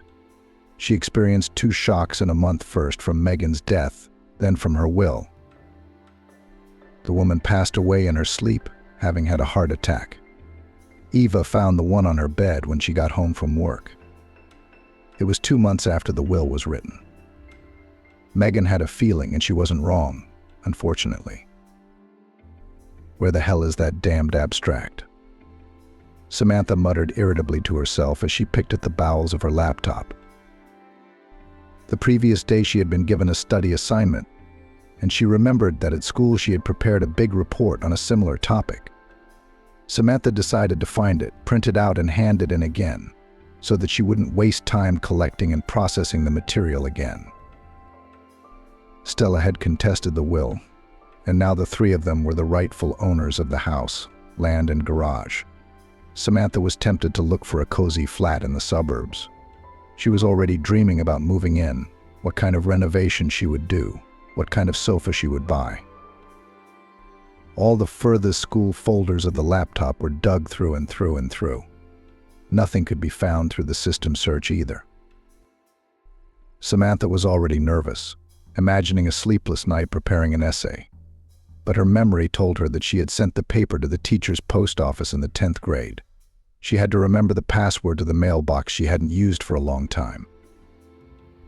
After much manipulation, Samantha managed to log into the account. She began scrolling through her inbox with interest. Mostly there were advertising offers, emails from some dreary scammers, and archival photos of her classmates. Stop. What is this? Suddenly Samantha saw a letter from an unfamiliar address. It was strikingly different from everything else that had accumulated in her email box over the years. It wasn't that old. It had been sent just under 8 months ago. My eyes ran along the lines indifferently at first, but with each word I read, interest, anxiety, embarrassment, realization, and shame grew like a snowball. Hello, my daughter. How are you? I don't know whether you will read my letter or not, but still I hope for the former. I want to ask your forgiveness for everything from beginning to end, for the upbringing you disagreed with, for my desire to mold you into a copy of myself and condemn you to the same torment, for my inattention to your inner world, and for the gulf that separated us that evening at the courtyard, turning into years of silence and coldness. I hope you'll forgive me. I didn't realize my mistakes until many years later, but I don't blame any of you 3. You grew up to be who you grew up to be, and I'm still secretly proud of you all. But we've made so many mistakes. Resentments, misunderstandings, harshness, rudeness have divided us all as if we were strangers. How many of your happy moments I missed and didn't see, for which I now blame myself terribly. I wouldn't have dared to write to you, my daughter, if I hadn't had help. I met a girl who opened my eyes and showed me what I had been depriving myself of all the years of your childhood. I finally have the strength to admit it. I realize I'm asking the impossible, but let's try to become just a little closer as family people. I hope with all my heart for a speedy reply. Your mum, Megan. Samantha finished reading the letter, lips jumping, shoulders shaking. She threw herself onto the back of a chair and burst into tears. Those pure and sincere words from her mother burned all the years of resentment out of Samantha's soul. That night the girl did not sleep. She forgot about the essay, about her studies, about the fact that she had to go to classes the next day. Samantha sat on the floor of the room against the wall until morning, hugging a small plush toy she had brought from home many years ago. It had been given to her by her mum for the 1st of September. The toy had been gathering dust under the couch in a bag for years. But today Samantha found it, blew the trash away, cleaned it, and coddled it like a kitten. At dawn, the plush was wet with tears, her eyes swollen, her face flushed. As soon as the clock struck 8, Samantha realized it was time, or rather, she could already. She frantically flipped through the phone book, looking for Aunt Annie's number. When she found it, she called the older woman, apologized repeatedly, and struggled to get Evie's number. Her fingers trembled. Samantha exhaled, hastily wiped a tear from her cheek with the palm of her hand and dialed the numbers. Hello, Eva. You don't know me, but we need to talk. My name is Samantha. I'm Megan's youngest daughter, and I want to give you my share of the inheritance.